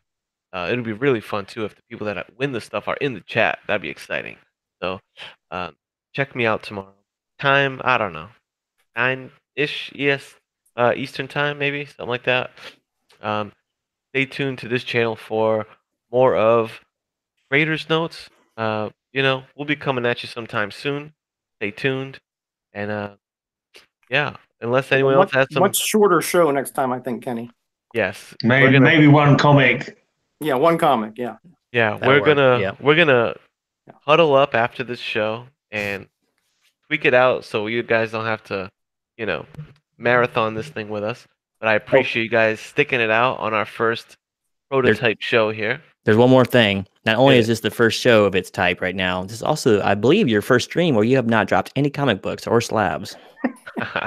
I don't drop one every time. No, I've been pretty good lately. But Don't tempt fate. yeah, We're gonna leave I it didn't want to alone. mention it because I didn't want to put a whammy on stuff. yeah, we're in good shape. All right, guys. Yeah, thanks for hanging out in the chat, and we'll catch you next time. Have a good night. Cheerio, Mederios. Be So blessed. y'all, thanks for tuning in.